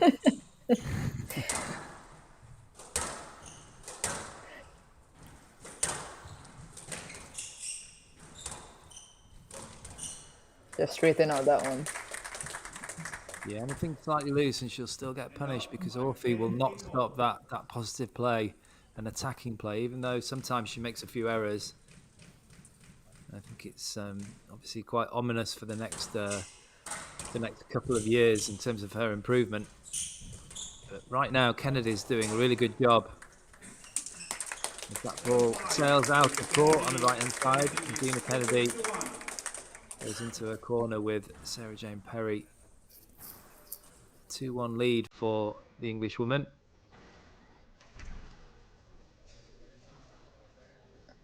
Tactics starting to look a little bit better for Kennedy. She takes the third game 11-5 in 11 minutes and leads by 2-1. Yeah, I think Kennedy was looking a lot more comfortable in the third game compared to the first two. She found her length. She found she was using the height a little bit better, holding off his movement, and obviously some errors coming off of Orfi's racket. But I think Kennedy was in control of the third game.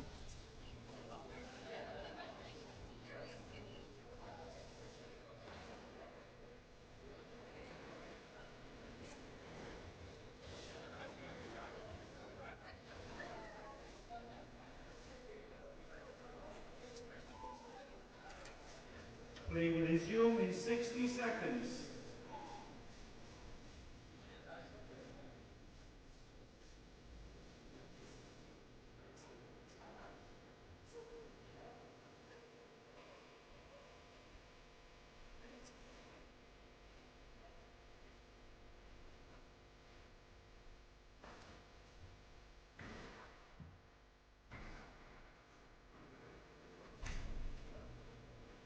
Play will resume in 30 seconds.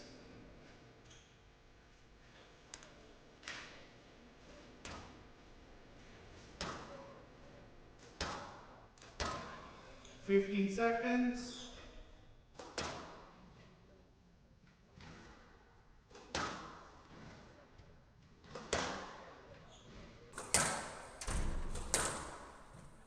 Kennedy leads 2-1.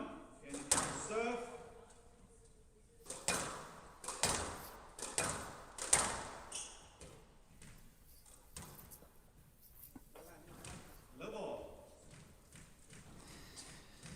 So then when thinking about Orfi now in terms of her tactics, is she ever going to change her style of play?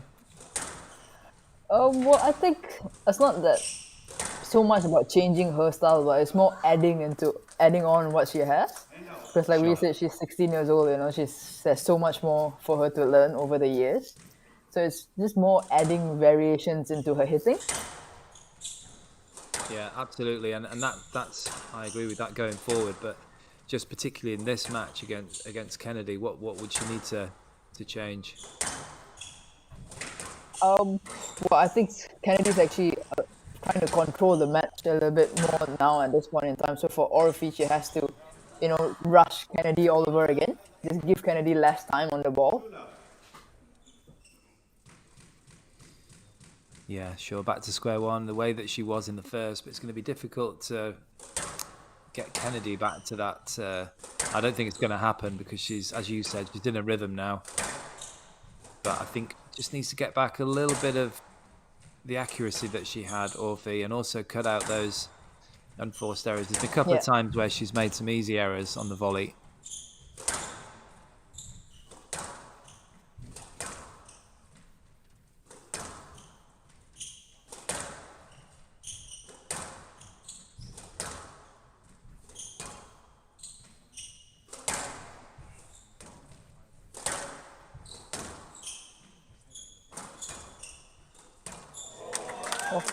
Oh, wowzers. What a finish. That was slick.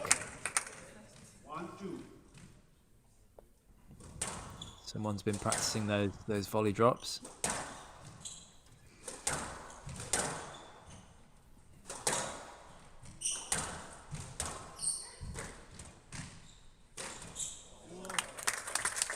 That's wicked. I mean, it's just so late. It's almost impossible to read. I think anyone could have reached that ball. It was hit so late.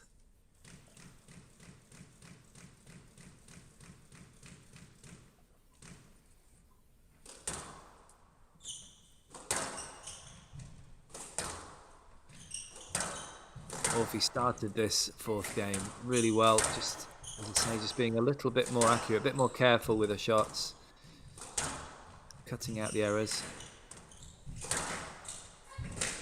Yeah, just sort of rushing Kennedy as well a little bit now. So empty. And now 2-3.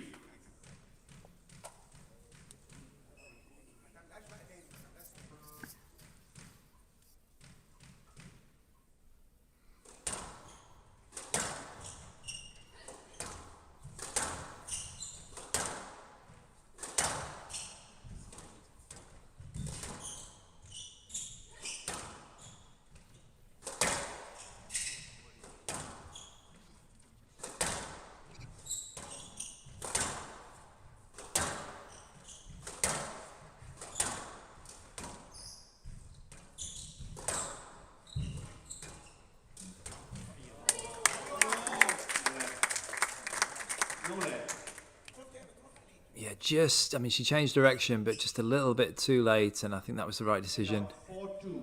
As fast as she is.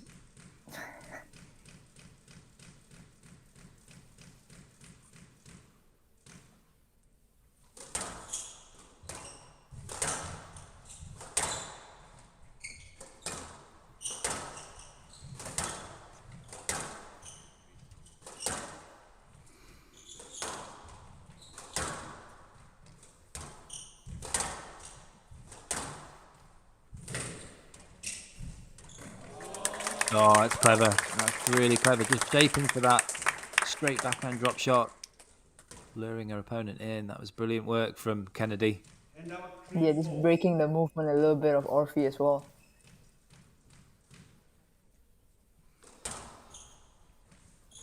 Yeah, that's the kind of thing she has to do. It's not been a natural part of Kennedy's game, but something that I guess she needs to work on going forward and moving up those rankings. She's up against all different styles. And you mentioned Gohar, and that would be a good way of playing against her in the future. So tight.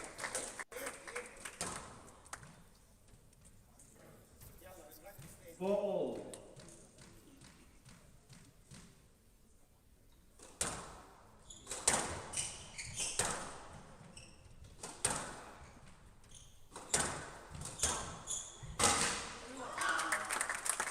Well, these walls, I mean, I'm surprised the racket hasn't broken yet. They're so unforgiving. You can just feel it. It I takes think in we've a seen good it with shot. some. Yeah, we've seen it with some of the other players as well. You know, when they try and get it off the side wall.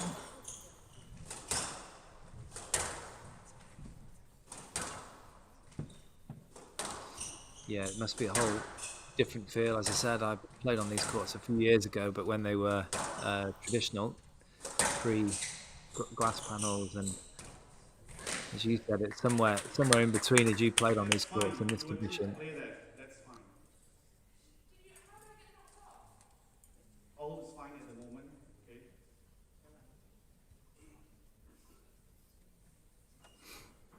6-4.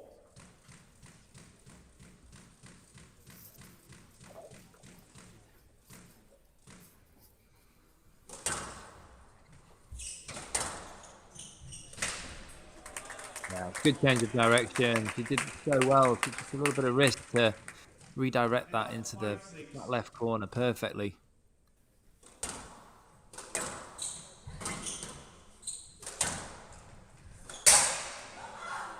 Just slightly falling backwards. I'm not sure that was quite on. And now 7-5.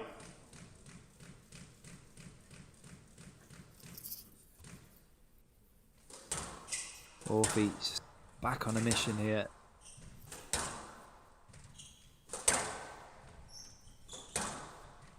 Yeah, as we said, the pace of Orfi's hitting has not actually gotten slower. It's actually gotten even faster.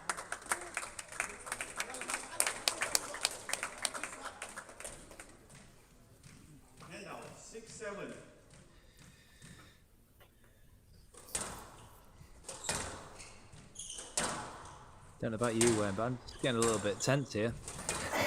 I'm enjoying this. Big chance here, big chance.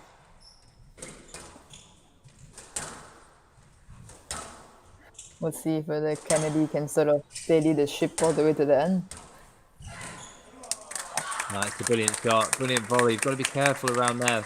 The width has to be extra wide, or just use the height on the front wall because Orfi loves that area.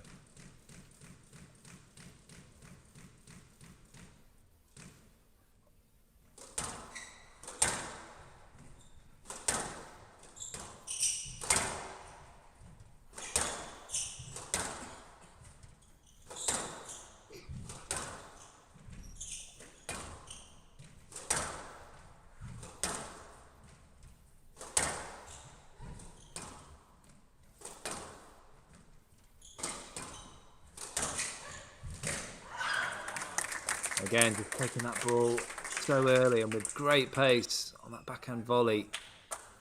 Kenny just couldn't react in time. So 3-point cushion now for the 16-year-old.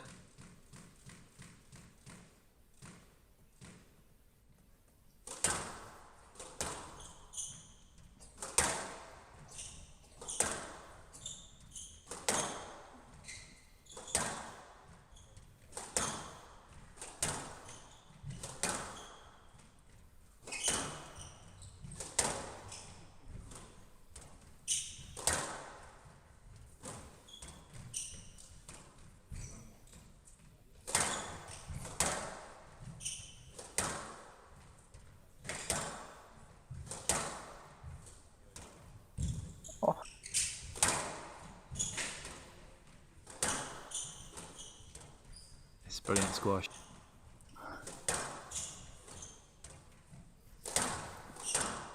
Both players throwing everything at this rally, including the kitchen sink.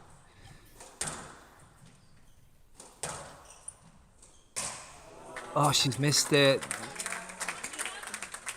Not exactly the wrong shot selection. Of course, she didn't want to clip the tin, but the rally was so pacey. Orfi on a mission. 4 game balls then to equalise here and take it into a 5th and deciding set here in Hong Kong. A wonderful football club.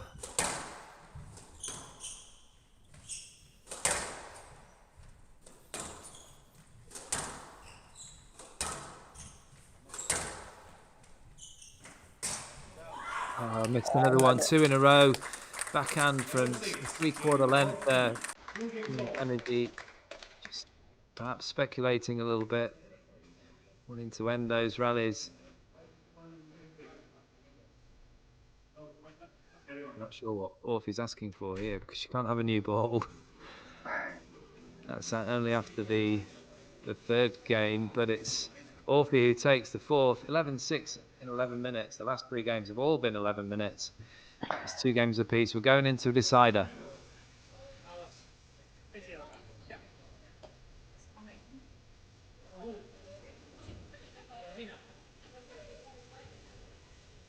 Yeah, Orfi came back really strongly in the 4th. A couple of errors from Kennedy towards the end, but Orfi was, taking time away from Kennedy and rushing her a little bit into her shots. So we're into the 5th for the women's semi-finals here in Hong Kong.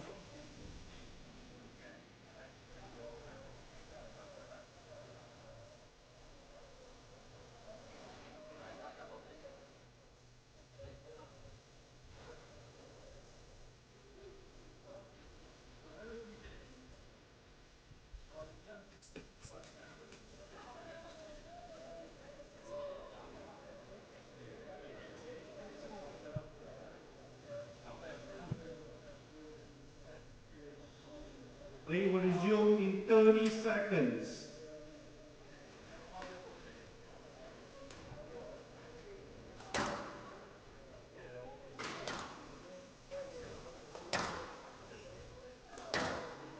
Fifteen seconds.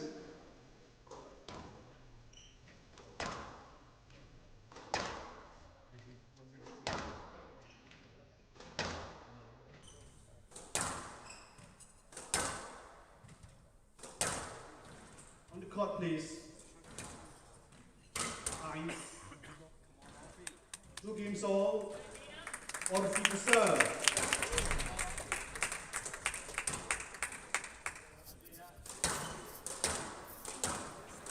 Settle down, please. Level.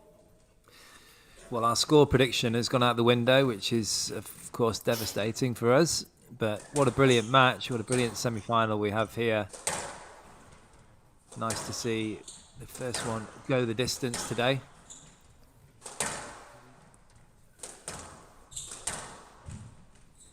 Yeah, I think we both thought Kennedy had it figured out after the third game, but obviously Orfi had other ideas.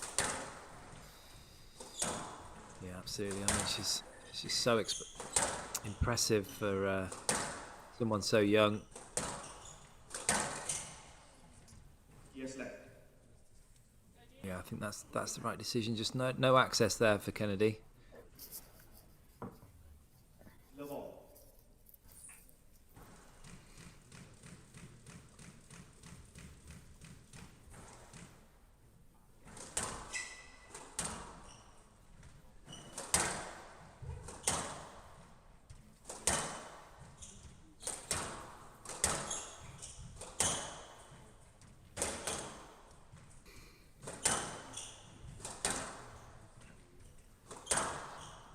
Well, what we want to see here is 2 players play their very, very best squash in this 5th game. It's been a fantastic match so far, fascinating match. It seems funny to talk about Kennedy in terms of experience, but she is the more experienced player here.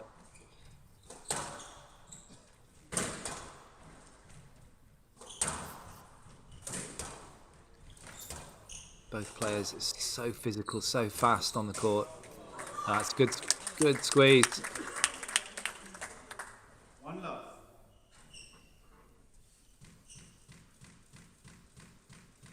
Yeah, like we talked about a little bit earlier, Orfi's hitting intensity has not dropped all 4 games.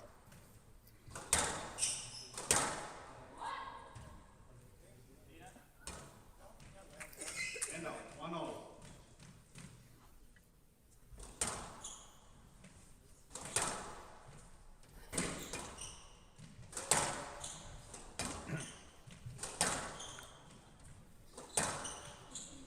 Well, I think you must be enjoying this match as well, because every time I look up and see your face, you're smiling.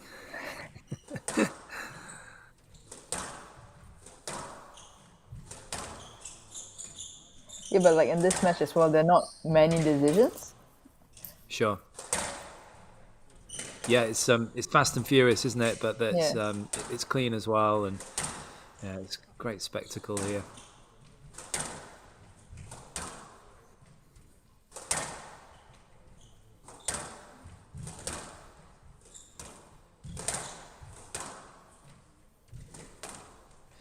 Neither player seems to be slowing down physically either. Yeah. Considering you think if you just switched on, you'd think it could be a first game. Yes, left.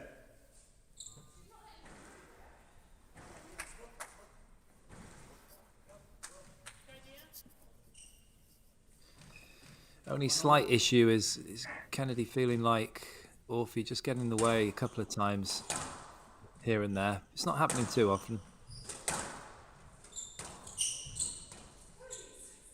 Stroke opportunity. Because you didn't clear. Because you didn't clear. Yes, look, you played a very loose shot there. Well, there we go. It's just starting to happen a little bit. Kennedy getting her 2-1. rewards, or should I say Orfi getting her punishment for not quite clearing enough. She's got to be careful. Every point absolutely crucial in this 5th.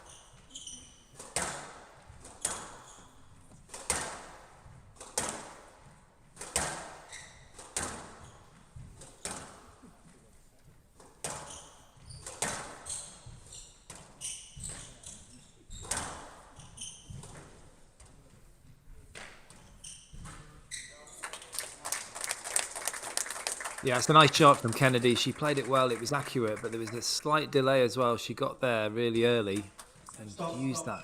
Bought herself some time for that delay. Orfi, please, don't show any hand signal over there. I know it's clearly coaching, okay? Okay? I appreciate if you don't do that again. Thank you.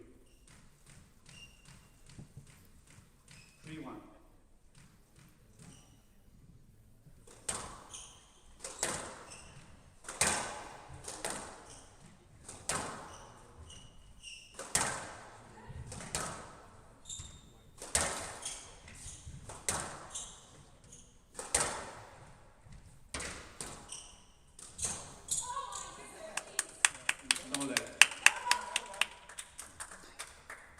Thoughts, Wen, on that one? I think the movement of Orfi there was sort of going back into Kennedy's line though a little bit. What do you think? Yeah, I can see that point of view, but I think Orfi sort of played a long drop as well, like half a kill almost. It's a difficult one. Yeah, I mean, of course, talking about her shot quality as a great shot, but the movement after that as well. I think that was what Kennedy is a bit upset about. Yeah. Yeah, as I say, Orfi does have to be careful here because it has been a pretty clean match. That's a great shot from high up on the backhand side. How she wrenched the ball so low and powerfully to the other side of the court, beating someone of Kennedy's speed. It's beyond me. 3-3 in this final game.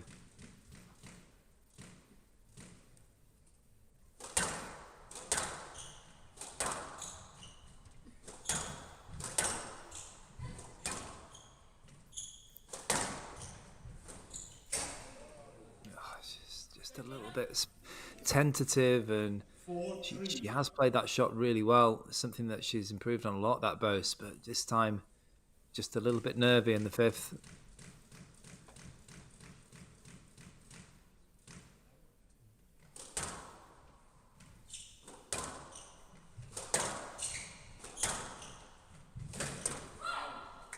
That's good depth. Very good depth there from Kennedy.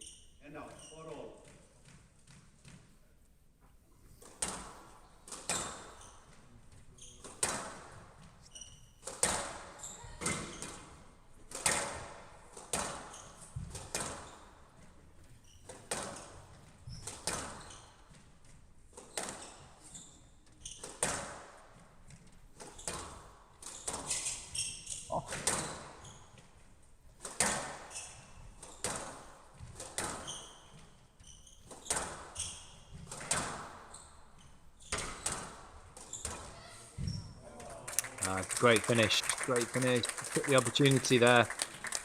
Relished that opportunity.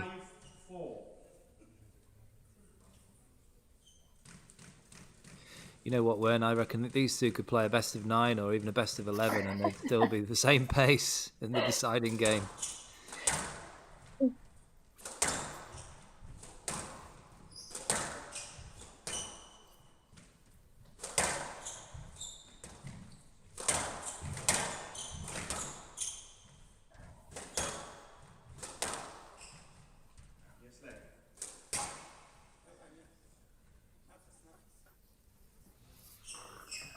Yeah, I think it's getting a bit tense out there now with a couple of traffic issues as well towards the end of the fifth. Yeah, we were just saying how clean it was. I mean, it is still clean, but I think it's just nerves and it gets a bit of excitement, and that's a brilliant return of serve. I'm not sure whether Orfi was trying to do one at the body, but it didn't work out for her.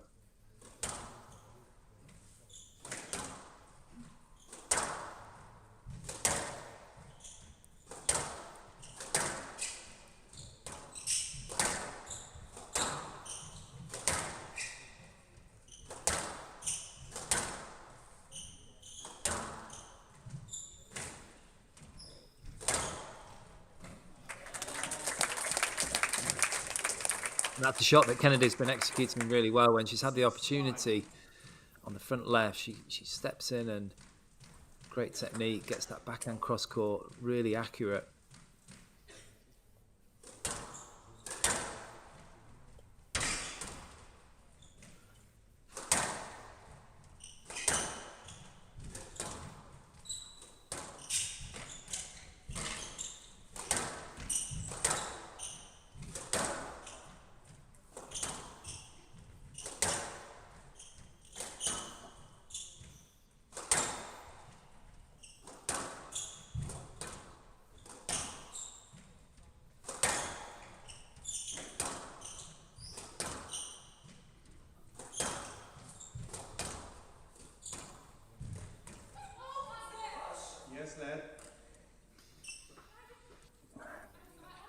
wasn't too much clearance there, weren't? Yeah, I think Kennedy's just trying to imply the movement of Orfi coming off that drop. Yeah, and the shot wasn't quite as good as you'd expect from Orfi. Just got to be careful in those situations.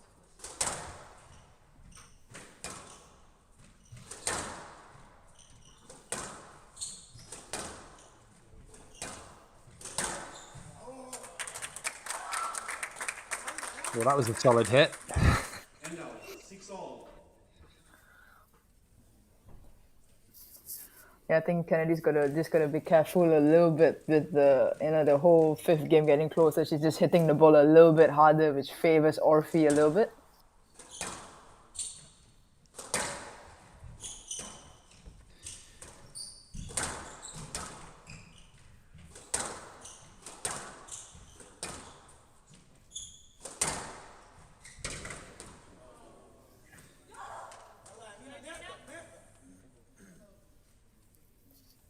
Seven, 6.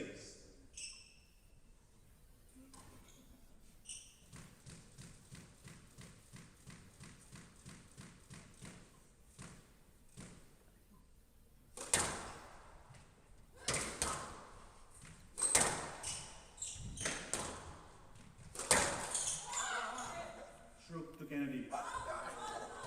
Oh, wow.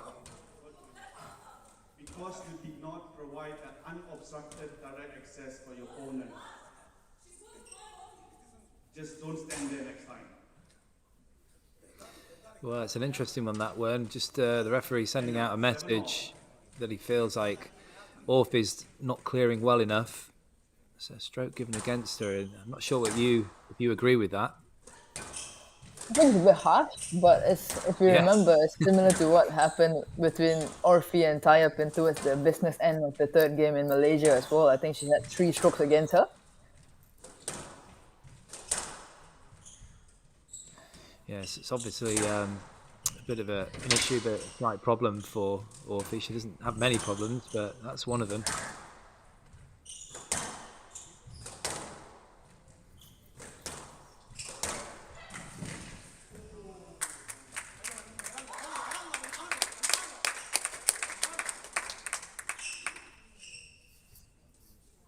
And out, 8-7.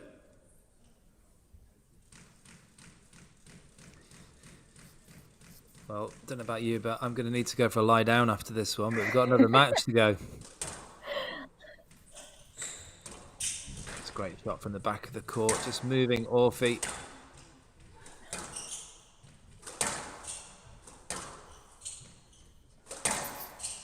I think that's a good thing for Kennedy to do, if she can do it with accuracy, just to not give Orfi the time to wind up, and that's a loose one. It's a poor error from Kennedy. 9-7. Yeah, I think with the whole adrenaline and everything, it's just got the pace has gotten a little bit higher. Absolutely, absolutely. Both of these two ultra competitive, of course, in this semi-final.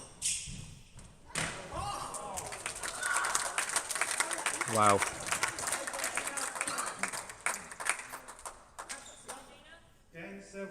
Match ball. Well, that was absolutely huge from Orfi. That little cross-court drop shot on the backhand side. The deftest of touches. 3 match balls then for the 16-year-old.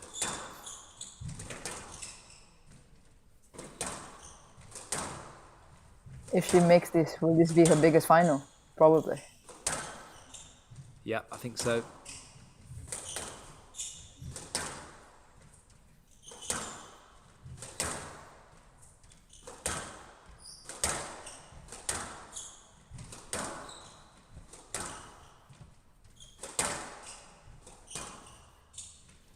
Squash on fire, I think that was pretty big too. By the way, this would be a huge win if she can convert it here, but Kennedy not happy about that pickup. Yeah. But she can't really appeal as well if she doesn't win this. Okay. It's good battling strength there from Kennedy. You wouldn't expect anything less from the Englishwoman. Out, 8-10, match ball. Saving one match ball here. Where's she going to serve this one?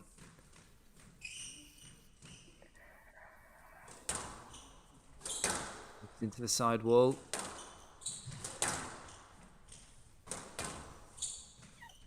Tight work.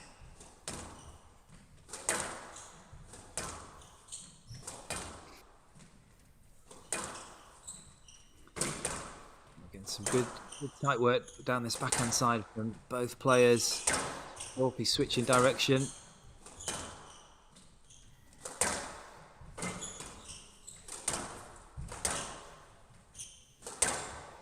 That's a good get by Kennedy.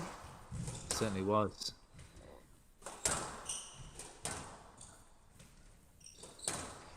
Just feel like Orfi, she gets one bit of space and time, she's going to go for it.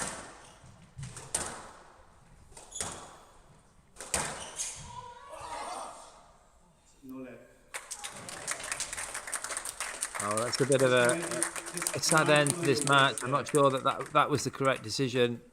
There's not a lot that Kennedy can do, and cursory handshake. It's sad to see, really, because I don't agree with that final decision, but wonderful match. Incredible win for the 16-year-old Amina Orfi. First time these two have ever met on the PSA World Tour. And a hug from Dad. Georgina Kennedy will be absolutely furious as Orfi comes through 11-4, 11-8, 5-11, 11-6, 11-8, winning 3-2 in 67 minutes. She's through to the final. Kennedy and Amina Orfi. Yeah, what a match that was by Orfi. I mean, Kennedy looked like she actually steadied the ship after the third, but you know, Orfi came back really strongly, started hitting the targets.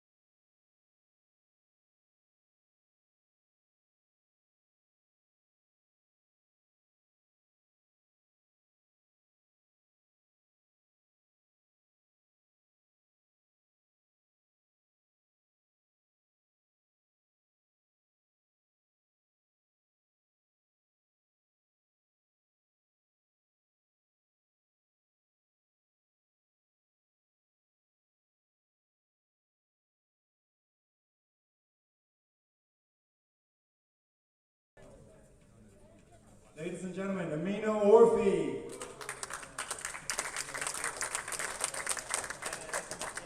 Amina, I've got a bunch of questions I really want to ask you, but just before we go on to that, you seem to be struggling with your leg a little bit. Are you feeling all right? The fact that I sat after before the game, I needed a injury break, but the ref wasn't really focused on that, and then I had a big bruise in my leg. Well, hopefully nothing too serious, and it won't impede you in your match tomorrow. Well, Amina, I think for a lot of us, this is the first time seeing you play on the PSA World Tour. All I can think after that is just wow. What really struck me watching you is, yeah, you have a lot of fight in you, a lot of spirit, but you're also so calm, so composed. You're playing the world number 6, and you're 16. I mean, just how? How are you doing this? When I came into this match, not really focused on anything. I just wanted to play my squash that I know I'm capable of. So after the first game when I won, I said to myself, this is possible and I can do it. But obviously she's more experienced than me, so she came back in the next 2 games. And after that, I just told myself, I'm in the semis, I already did my target and what I'm seeded for. So I'm just going to play until the last point and fight for every point. Well, you certainly did that. Throughout the match, we heard a voice of support for you all the time. Your father, I assume. How important is his support, is the support of your family when you're so young, you're traveling the world, you're playing your first full year on the PSA World Tour? Well, obviously, my parents are the ones who are helping me on my journey, along with my coaches. They come with me because I'm still young and I'm still not as experienced as these players, so having them kind of gives me somewhat of experiences. And obviously, because he's watching from outside, he knows what's going on in the game more than me, because inside I'm just tense and I'm just focused on running and getting every ball back. And so yeah, having them is a lot of support for me. I believe this is your first time in Hong Kong on the World Tour. Just generally, how's your week been so far? How do you find the club, the people here, Hong Kong itself, the food, the weather, things like that? Well, I came here when I was a junior twice for the Hong Kong Junior Open, and I won that twice. So here it's been a special place for me. It's my first time here at this club, and the people are very, very nice. They come and they like to meet the players and they like to cheer for them. Even if I'm playing with someone from Hong Kong, they were cheering when I played good shots. So obviously their support is really good, and I'm enjoying my stay. Well, recover well, and we wish you the best of luck. Can't wait to see you play again tomorrow. Everyone, Amina Orfi.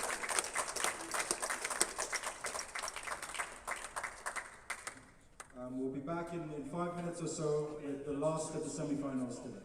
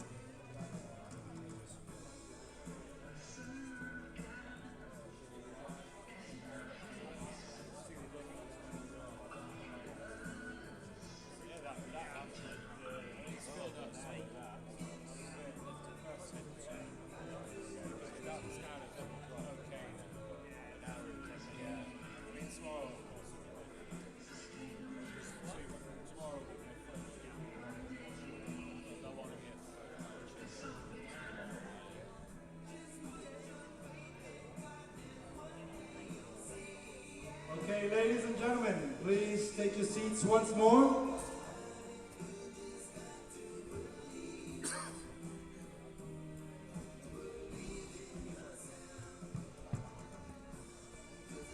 And please get ready for the last of our semi-finals today. And help me welcome onto court. He is our number 4 seed from Spain, Iker Pajares.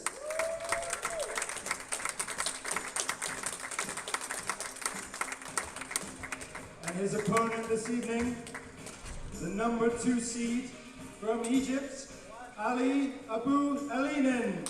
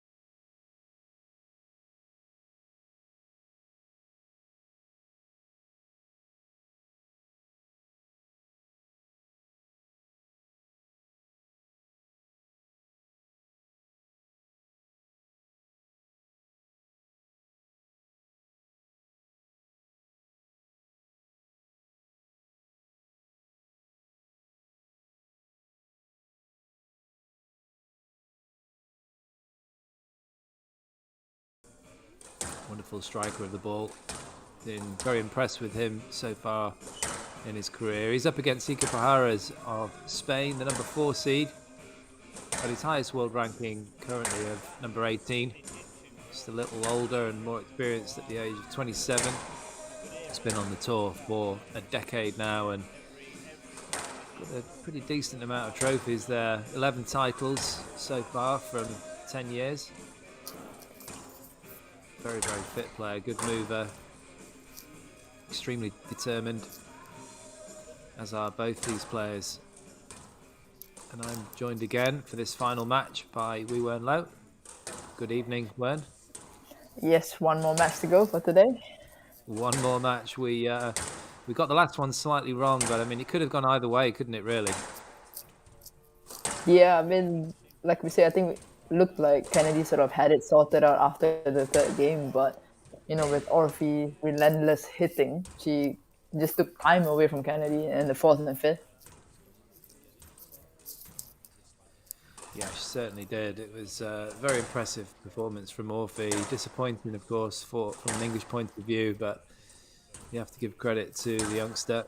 I'm sure that Kennedy will come back even stronger. Yeah, I think they're all playing the Hong Kong Open next week as well, so there's not much time to, you know, dwell in defeat. Yeah, that's. Would you like that situation where if you did lose, that you want to get back on court as quickly as possible for a tournament? It kind of depends. Like, if I've had a close loss the day before, like definitely the next day I'm not on court. Like, I wouldn't want to do a training or a training match right after I've lost. No, Yeah. the I mean, body some always players feels are keen worse to. when you lose. That's for sure. Yeah, I mean, some players are keen to, have a practice match the next day after they've just lost a match. But I'm not really one of those.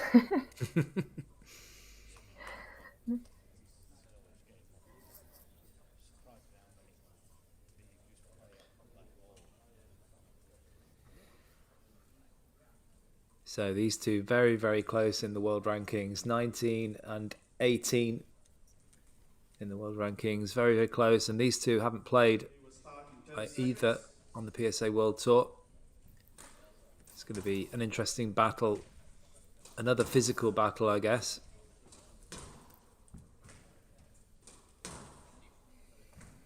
I think these two are pretty similar age-wise as well, I reckon.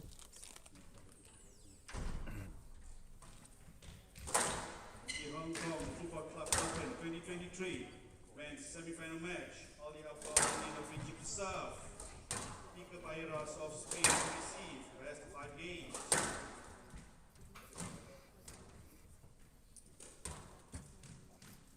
The ball. Come on then, Wern, let's have your final prediction of the day. I'm gonna go Eleinen 3-1. Okay, a reason for that? I think he sort of had, after graduating from Penn, I believe. So he's sort of been on tour a little bit and sort of had a few good wins here and there. What about you?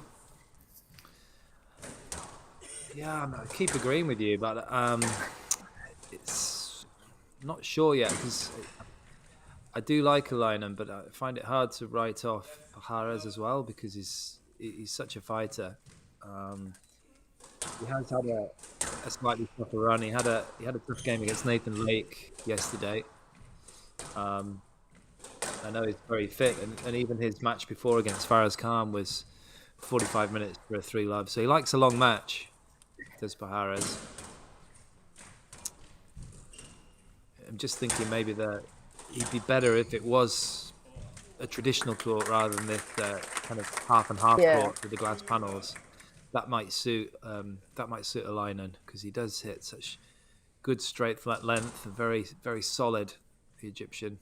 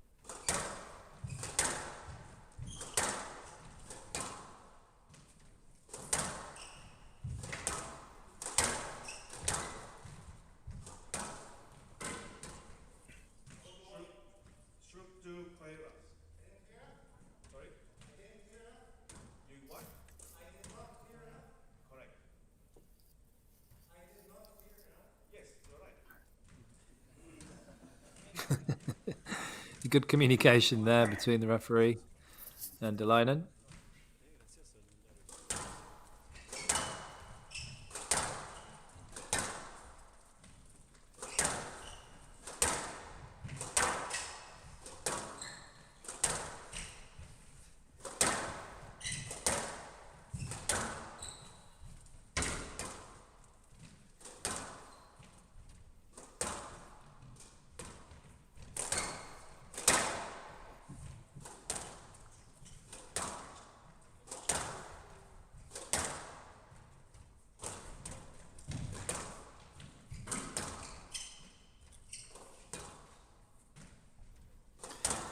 Another semi-final with a ferocious pace here, Wen. Yeah, I mean, the men's as well, starting off both fresh in the first game.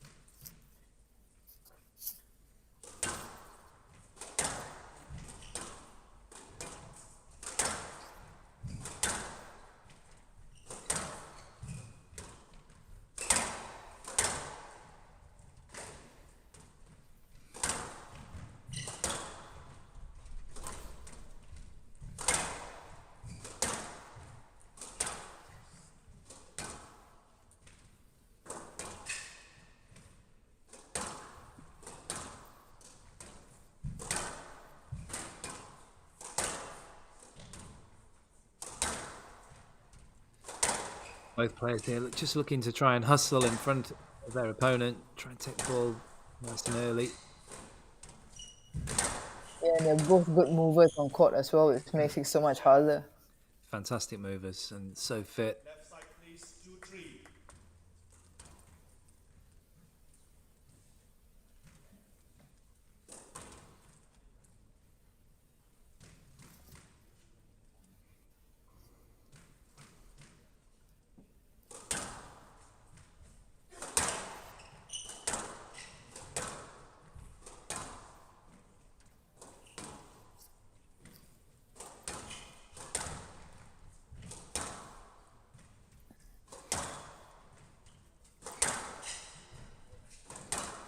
Of course, the winner of this semi-final gets the opportunity to play Yao of Malaysia tomorrow. Long way to go, though.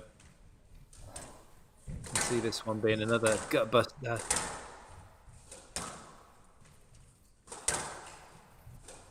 Yeah, looks like it might be a similar semi-final to the women's one that we just watched. That could go all the way.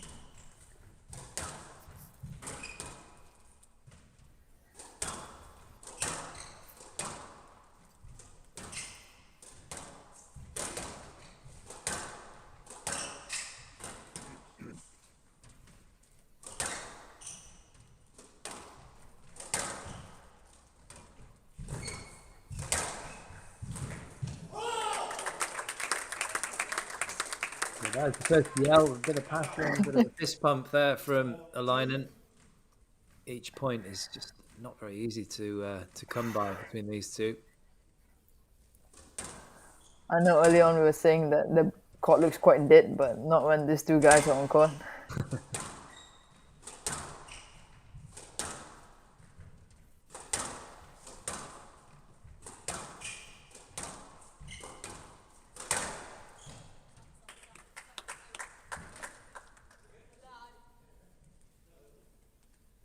All good? Gentlemen, all good? Thank you. 5-2.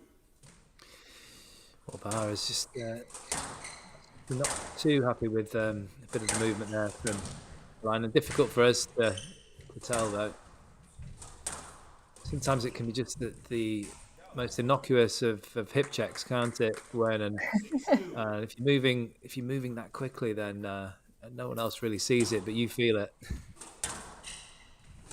Yeah, I mean, it's probably not as obvious in the women's game as it is in the men's. I'm not sure whether you have a bit of this issues when you were playing yourself, but did you? Yeah. Oh well. Yeah. I mean, it could be quite bad. That's why I had to be really quick to get around people.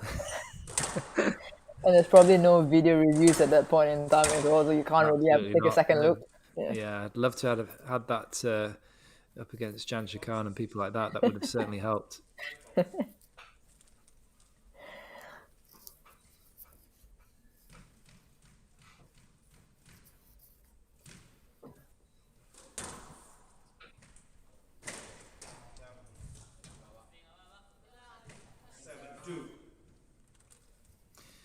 Well, Eleinen really marching on there. You can see he's looking exceptionally confident in this first game.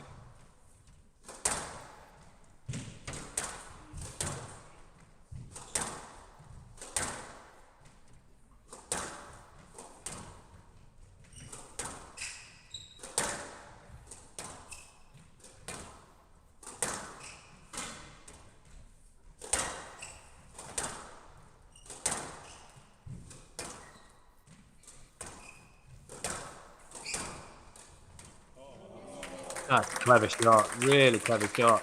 You'd expect him to just play the simple, straight forehand volley drop, but just flicked to the wrist and popped it into the front left. Very impressive. He's definitely looking very confident in this first game.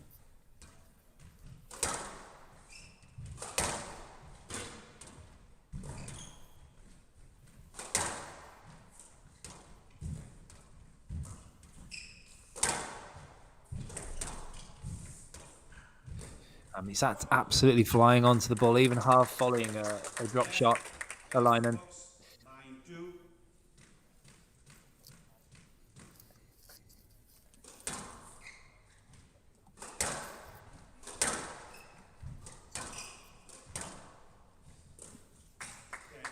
Well, it's one-way traffic, isn't it, here? We're 10-2, 8 game balls for Eleinen against Pajares in this first game. And he's wrapped it up. Even the way that he exits the court is with great speed. Eleinen is he's certainly on a mission. A bit like Orfi today, as he takes the first game 11-2 against the man from Spain, Iker Pajares. Yeah, I mean, Eleinen looks very confident out there. The first couple of points, maybe they were just sort of testing each other out, but after that, he just went full on, and I'm very confident with the hitting and the moving as well.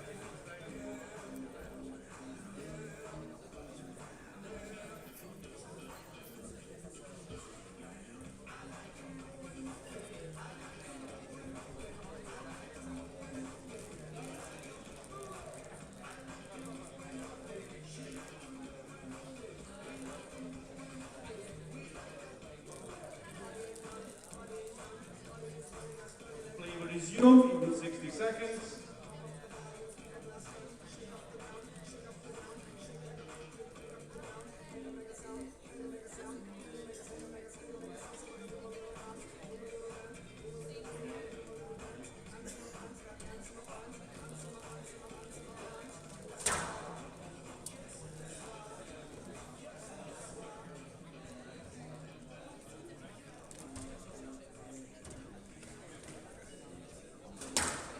Play will resume in 30 seconds.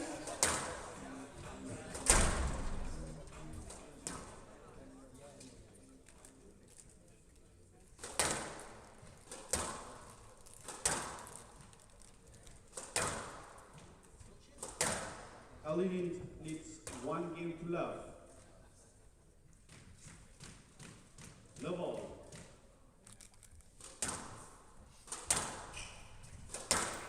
Well, a pretty impressive first game there from Eleinen.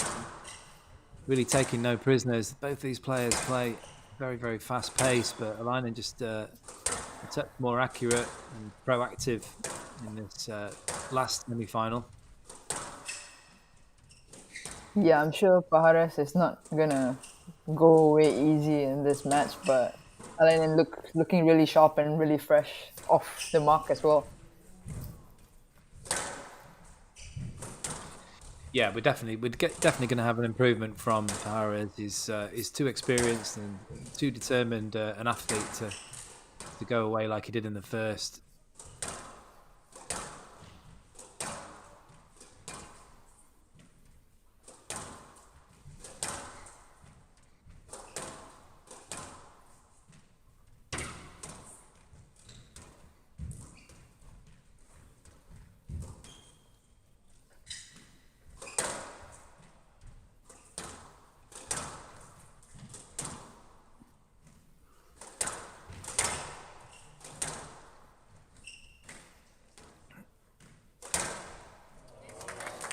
Yeah, it's good delay, good hold there. Too much time for Eleinen at the front of the court. 1 love. And well executed.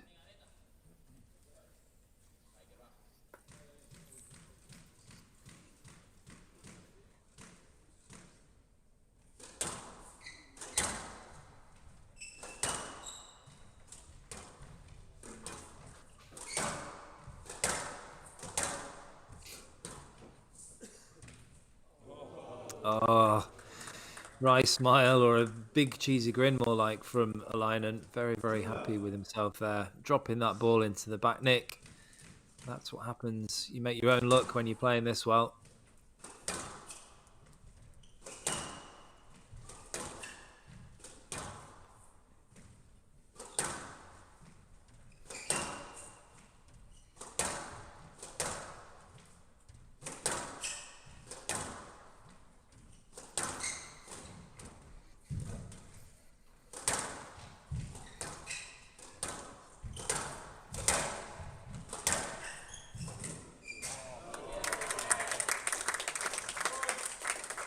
Hand out. 1, 2. So, Wern, is coaching something you'd like to get into after your playing career, or you're not thought about that far ahead yet? Well, actually, after my playing career, it's probably sooner than I would have imagined. But I mean, yeah, I think coaching would be something. Squash has been a part of my life for such a long time that I'll always be involved in the sport to a certain extent. Yeah, Yeah. absolutely. So putting your coaching cap on now, if you were in Pajares' corner, what would you be suggesting? I know it sounds like I'm just sort of repeating my game plan to everyone's match, but I think like we talked about earlier, Eleinen is so happy in this sort of situation. He's so comfortable, and we talked about using a bit more height. The same thing with Gina that we spoke about earlier, using a bit more height and breaking the movement a little bit. Sure. It's not like Pajares is not fit enough to do it, Know that. Pause there before you find a line there.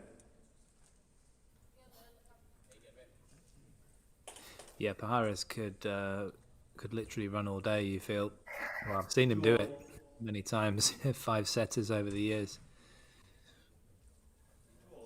Left box. Yeah, but Eleinen, it just looks like he's so comfortable out there. He's just jumping on every shot and every opportunity that he has at this point in time. Yeah, sure. I mean, he's extremely fit too, as I expect from 2 top 20 guys, but Eleinen just being a little bit more proactive with his shots at present.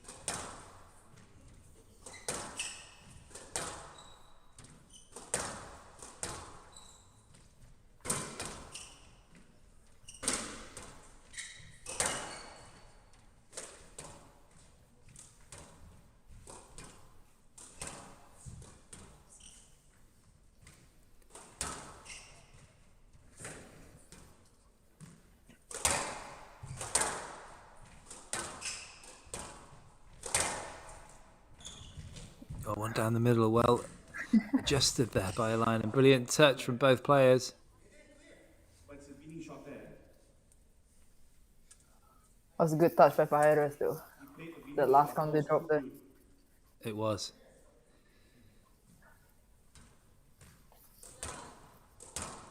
Three, 2.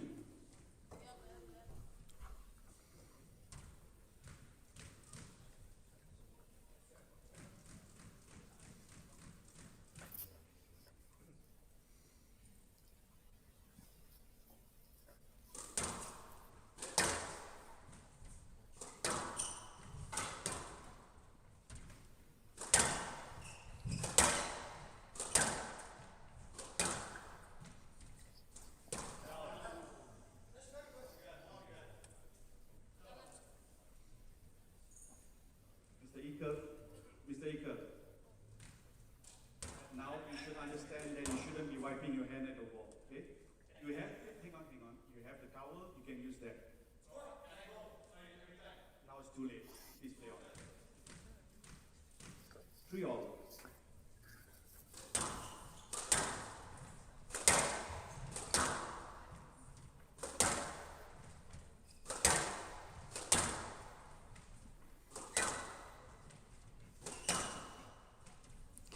Some aggressive straight play here from both players, taking the ball nice and early on the rise. Just seems to be Eleinen the one who, if there is a volley, he'll be the one more likely to step in and take it. Yeah, I mean, you can see his tee position is sort of right up there. Yeah, he's extremely busy, isn't he, around that central area. Just clipping the tin. Hand out. 4-3.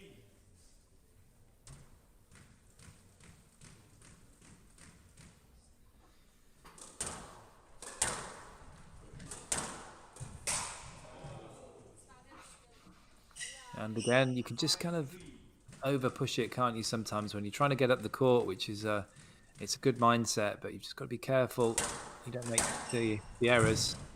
What a get that was. And again. No, it's too wide. It's just safety only, reasonable safety. I don't think he could play across court from there, do you? On the I volley. don't think you want him to play across court like that either. No. Just wanted a stroke.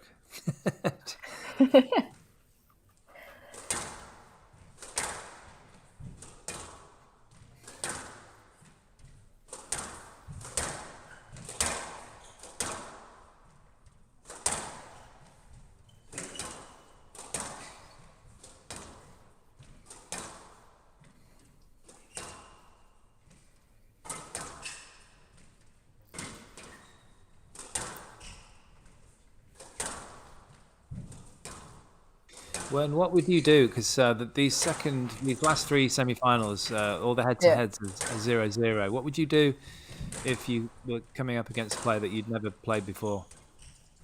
Well, I think every player, we sort of have a rough idea of how we want to play the game. So I think initially would be to try and fill that out a little bit more and try to get more comfortable on court, because you never know what to expect against someone you've not played before.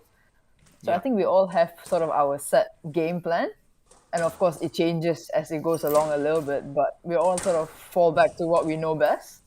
Sure. And I think it goes without telling that mine isn't a very fast-paced attacking game, as you probably know. Yeah, but lots of different styles work in this great sport. But I guess these days as well, and in your career, you've got a lot more videos available, haven't you, than we had back in the day. I mean, when I was coming up, you would get videos of but only really of the top players, not sort of even players outside of the top 10. So it was a lot to do with watching them in tournaments and perhaps talking to older players that have experienced matches against these people that you haven't played before.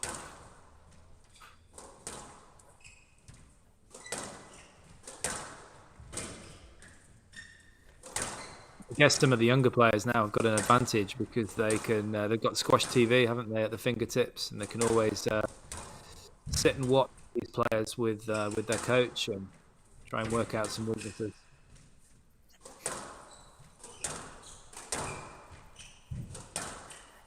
Yeah, it's not just that. Nowadays, with technology, you can even stop, replay, pause worlds. A long time ago, you have to go through the full match and things like that.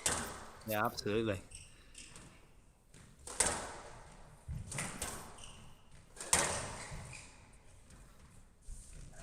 I think I remember back in my junior years, the first couple of tournaments, we actually used like a video camera. So you had to watch from the small sort of cassette tape sort of thing. Yeah. Oh, you're showing your age.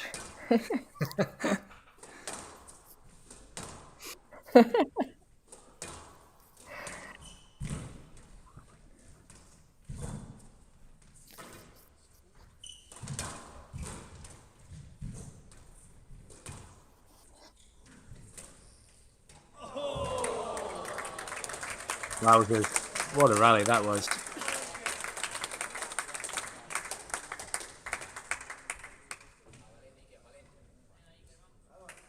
Left box, please.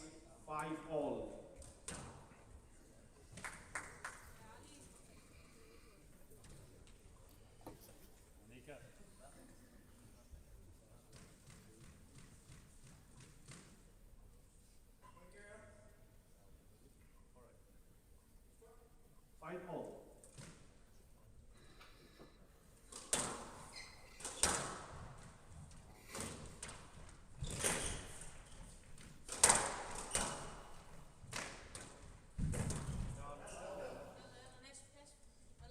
Oh, he certainly had him there, didn't he? Absolutely sent him completely in the wrong direction, but just clipping the tin there from Pajares.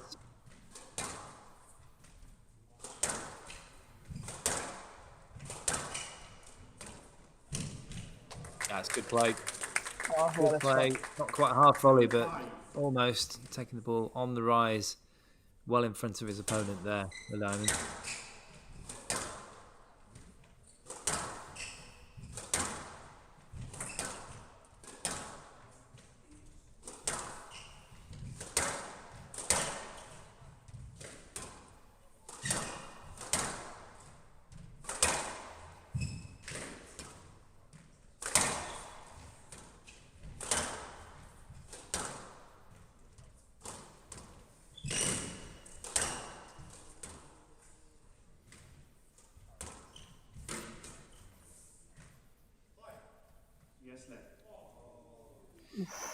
Well, I mean, I don't know. I think that's a let, possibly even a no let. I mean, he's got plenty of space there to play.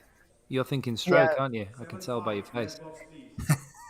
Yeah, but it's sort of like a chicken and egg situation where he might have benefited him if he actually played that shot. Sure, yeah. A little volley down the wall, nice and Yeah. straight. That could have been a winner.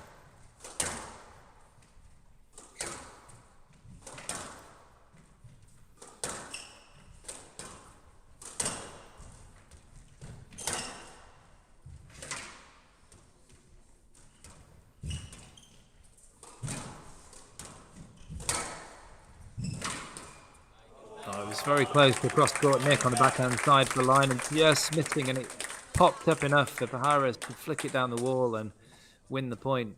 And now For staying in touch in the second.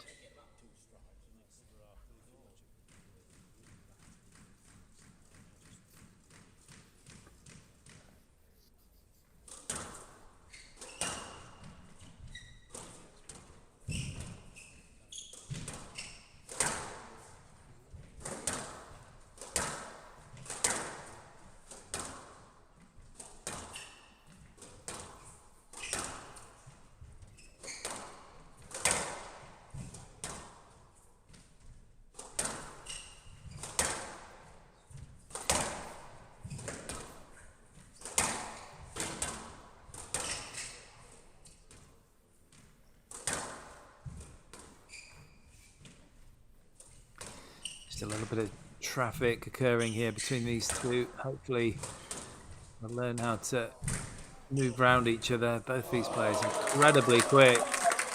Incredibly quick. And that was a beautiful little flick on the forehand side from Eleinen.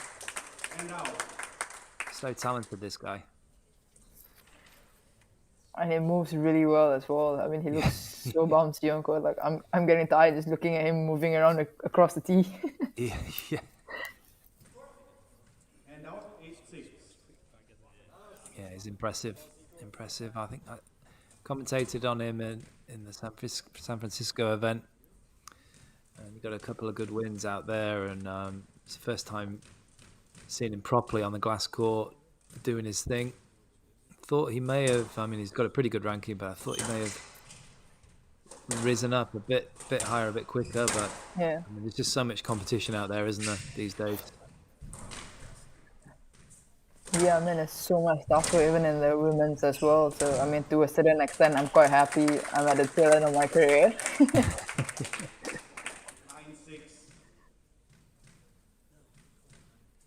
In the ascendancy again here, Eleinen. Looking extremely sharp.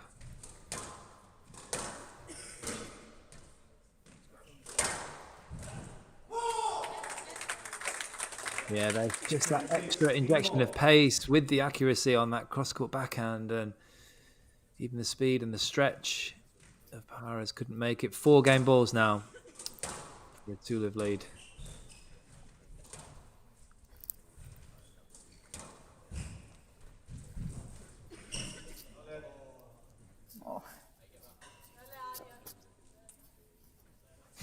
What do you think there?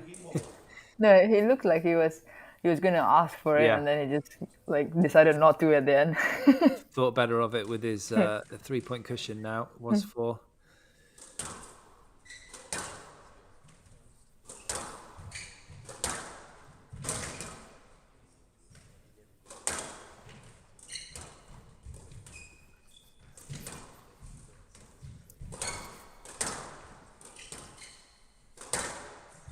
He reacts to those shots down the middle as well, Eleinen, doesn't he? Really well. That was right on cue as well. Pajares tried to do it for the second time in that rally. Flummox his opponent, but Eleinen is equal to those. He's got the reactions. He's got it all, really. Yeah, and he doesn't look too troubled out there. I mean, of course, there are a couple of rallies that were quite tough, but he was sort of in control for the most part of the game. So, Ali Abou, Eleinen, the number 2 seed, taking the second game 11-7. He leads by 2 games to love.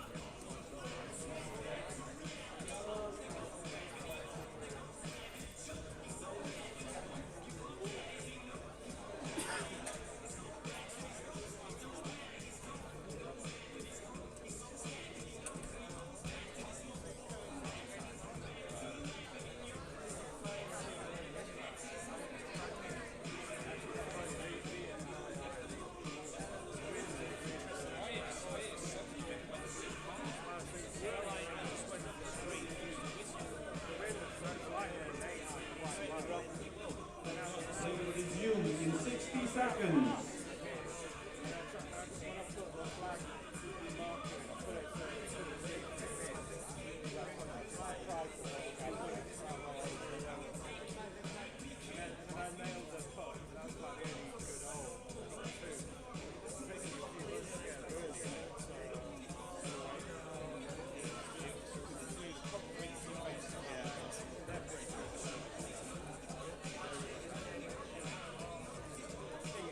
Play will resume in 30 seconds.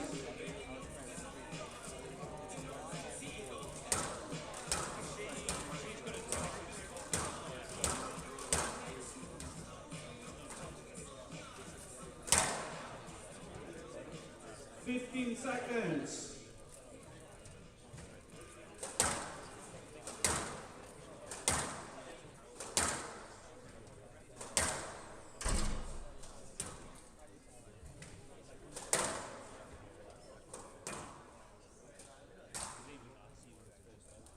Pajares, can you check the door is closed or not? Can you check the door? Thank you. Olivian lead, medium killer.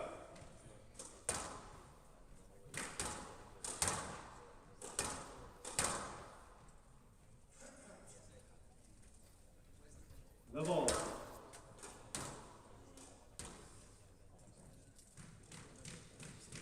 Well, here we go, Wern. This is a man who is on a mission this evening. Eleinen, how is Pajares going to break this? Stop the rot, basically. And out, one love. Yeah, I mean, it just looked like he sort of had it a bit more figured out towards the middle of the second, but Eleinen was just flying all over. Yeah, I think he's going to need a few errors like the last one, just to be a bit useful on his behalf, just help him out. He can stick around and keep the rallies going for Pajares, that's for sure. We know how fit he is. Yeah.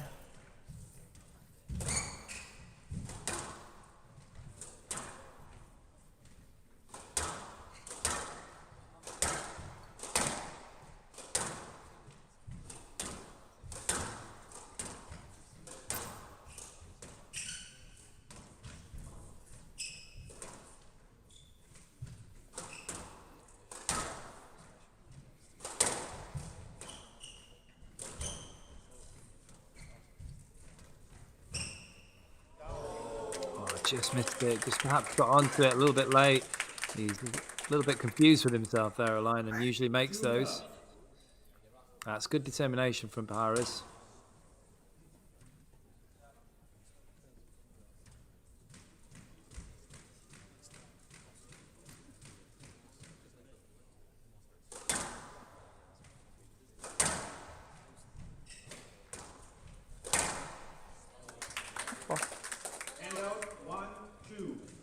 Just happened in a flash, didn't it? Turn of the shoulders and it was gone.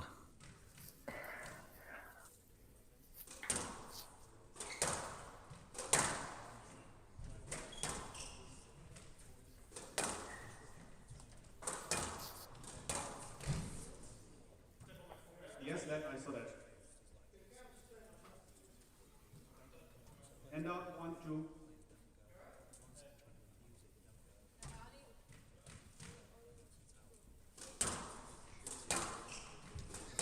Just a little bit of traffic there. Hasn't happened too often in this match.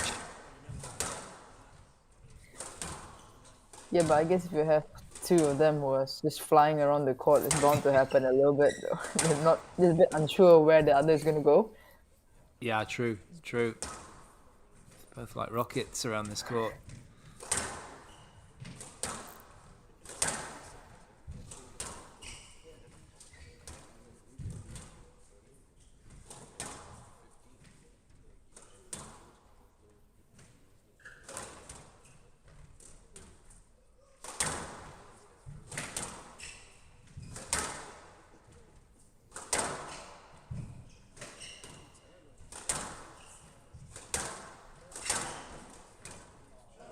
Yeah, that's brilliant. Brilliant reaction. But Pajares got to be careful when he's playing those cross courts at such pace. He's got to get that accuracy and get it into the sidewall or get it low.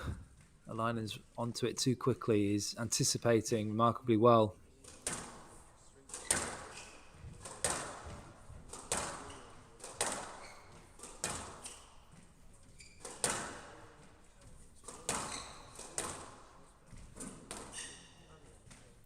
Again, Eleinen just hunting that backhand volley as much as he possibly can.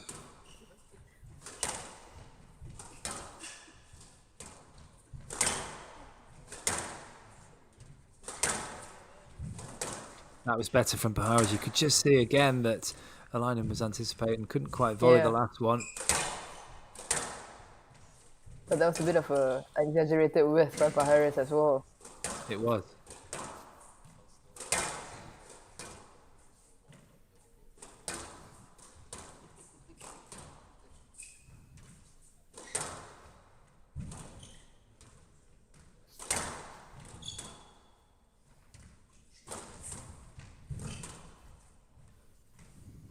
Good lift there from Pajares, just digging himself out of trouble for at least a millisecond.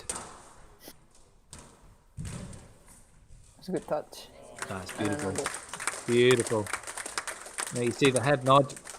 And Pajares, as fit as he is, just needing a slight break. It's incessant hitting, isn't it? 3-2.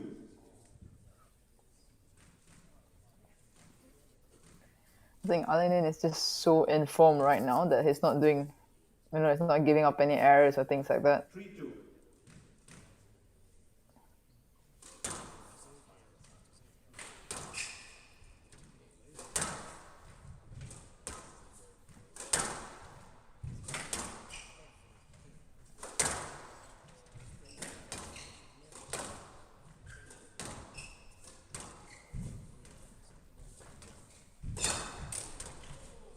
He's reacted to it behind the back. Another one down the middle. It's loose. Yes, lad. Oh. Like a stroke to me, that one went. Yeah, but Eleinen just said, I'm not going to argue. So Yeah, that's the best way to be. His temperament's been good today.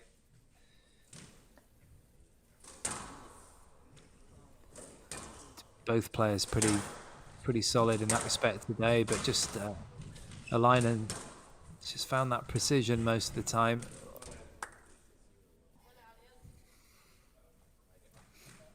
Two.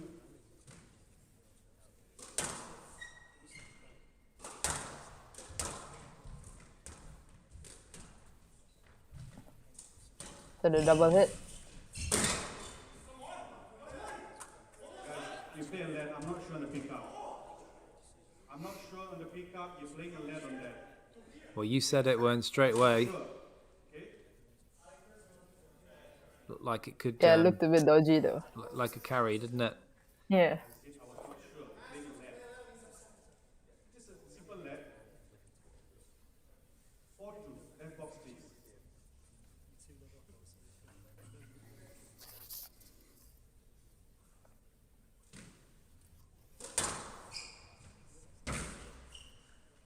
Oh, it's an ace. I mean, you don't see too many of those. You do not see too many of those, and that is frustrating for Pajares. Mr. Pajares, are you okay? What? Wipe the ball.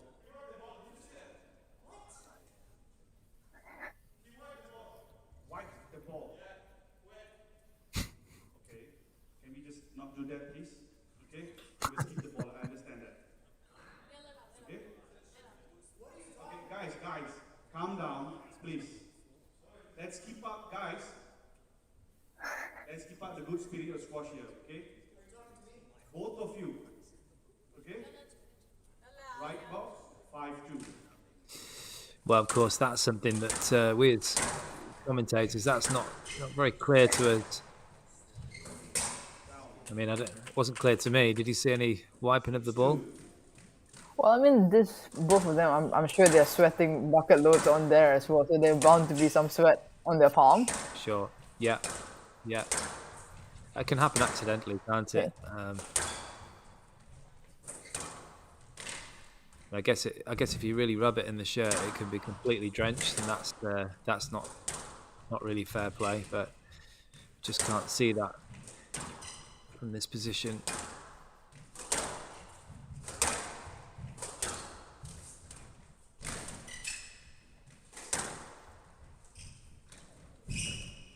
Well, both players have picked it up even more if that were possible here. Been some unbelievable stuff here. That's Right. 7-2. Mr. Pajares, I understand it's a good rally there. Just be quick in between rallies. Just be quick, okay? 7-2. Well, ironically, the referee just delayed the play there.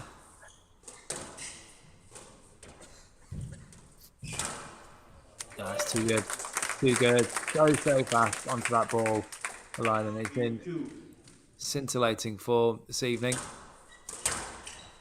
It's even faster to get to the space box and surf on that one.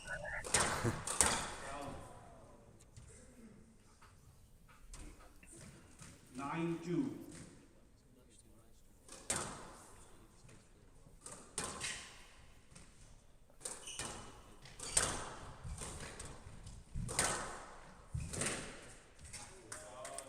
Yeah, it's good straight in there from Pajares. 3-9. Eleinen just speeding up proceedings. He is really on it, isn't he, this evening? Don't know if he's got a table booked.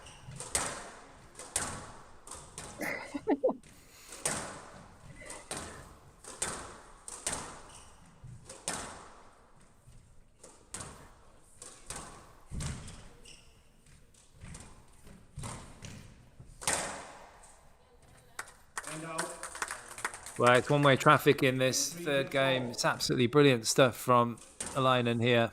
7 match balls for a place in the final tomorrow. Looks like Pajares has pretty much given up the ghost here. He's got very frustrated. Yeah.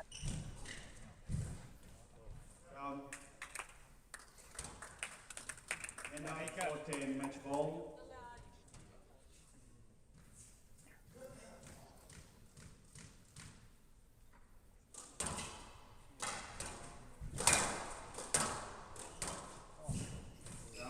Eleinen reacting again behind the back. There's been quite a lot of shots down the middle of the court, intentionally on the backhand side from Pajares.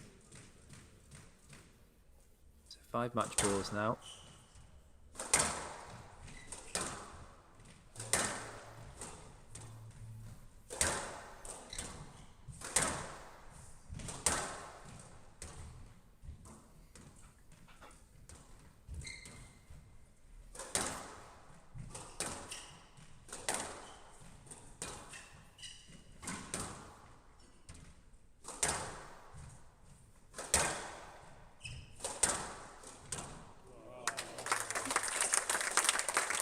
Well, that's brilliant play, absolutely fantastic play, you have to say, from Eleinen.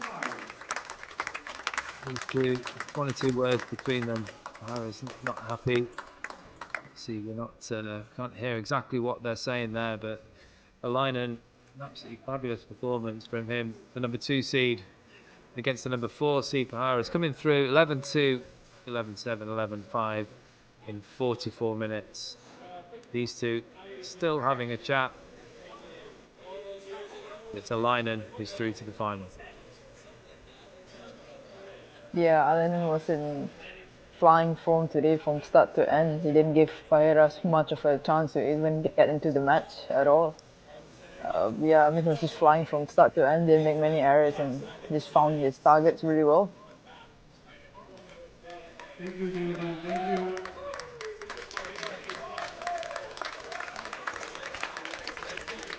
So it looks like we have a Malaysia versus Egypt final tomorrow in both.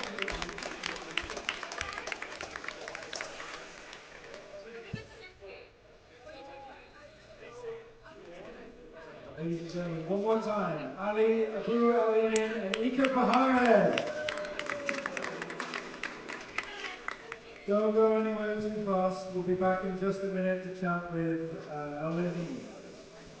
So there you have it, the final results of the semi-finals today. Sivasangari, Subramaniam, the number 7 seed, coming through in 3 against Sarah Jane Perry, the number 2 seed of England.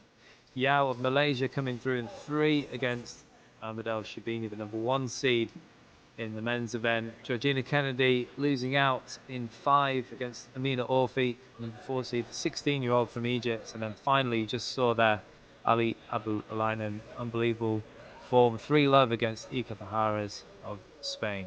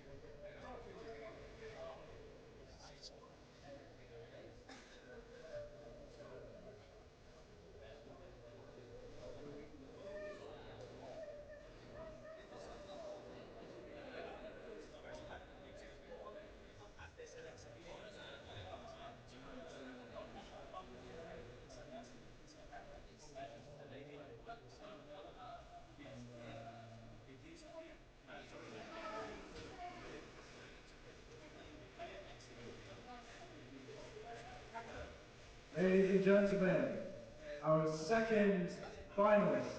Please welcome back and put your hands together for Ali Abou Eleinen.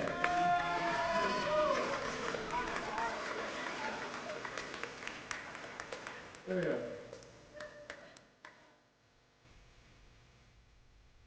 Ali, what a match. Really, really incredible performance there. I mentioned before that you're coming into this tournament with really fine form, having just reached the finals of the Chicago Open. You're into another final now. How are you feeling? Incredible. You know, I've put in a lot of work over the summer and since joining the tour. And, you know, right now things are starting to click in the work that I've been, you know, putting in the last, you know, year and a half is finally like paying off. You know, I'm starting to get into a good form and understand the game a bit more with experience. And, you know, the job's not done yet. Well, I mean, he's such a dangerous opponent, Iker. Played really well, has played so well this entire tournament. How do you prepare when you're coming into a match like this, mentally, physically? You seemed like you had a real fire in your belly today. Yeah, you know, Iker's such a solid player, very physical, you know, has a very solid deep game, kind of hard to read. So coming in playing a player like this, I have to get the basics right. I have to get the ball to the back and, you know, step up to the tee and stay solid and not make a lot of mistakes, which I think I did well for the most part. And, you know, it gets tough and you know, there's arguments here and there, but I had to stick it mentally and, you know, try to finish strong and, you know, win in 3 games and get ready for finals. Well, I asked Owen Yao earlier how he's feeling about his chances, and he was full of confidence. So he's not here now, so you can tell us your game plan. How are you feeling going into tonight? You know, I feel good. I've been playing well all week, prepared well for this tournament, and, you know, it's a good opportunity for me to grab a title and put myself in the best chance, you know, to recover tonight and get a good meal tomorrow and, you know, give myself a shot, and I think I can do it. Well, we can't wait to see it.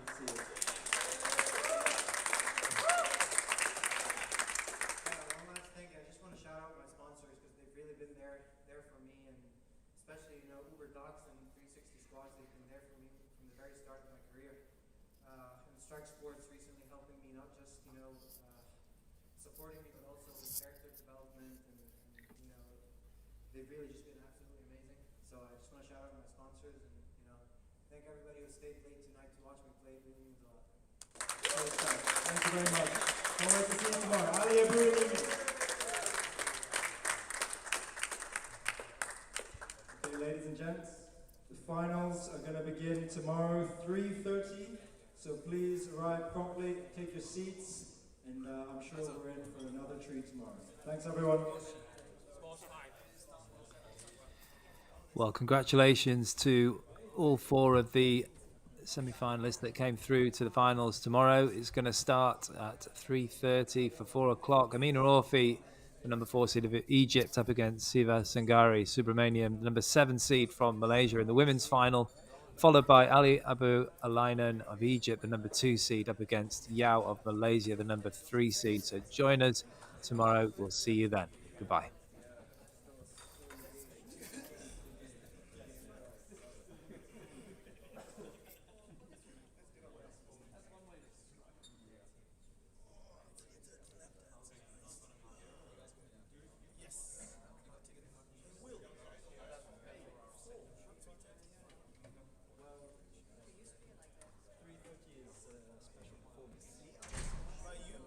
Are you stripping?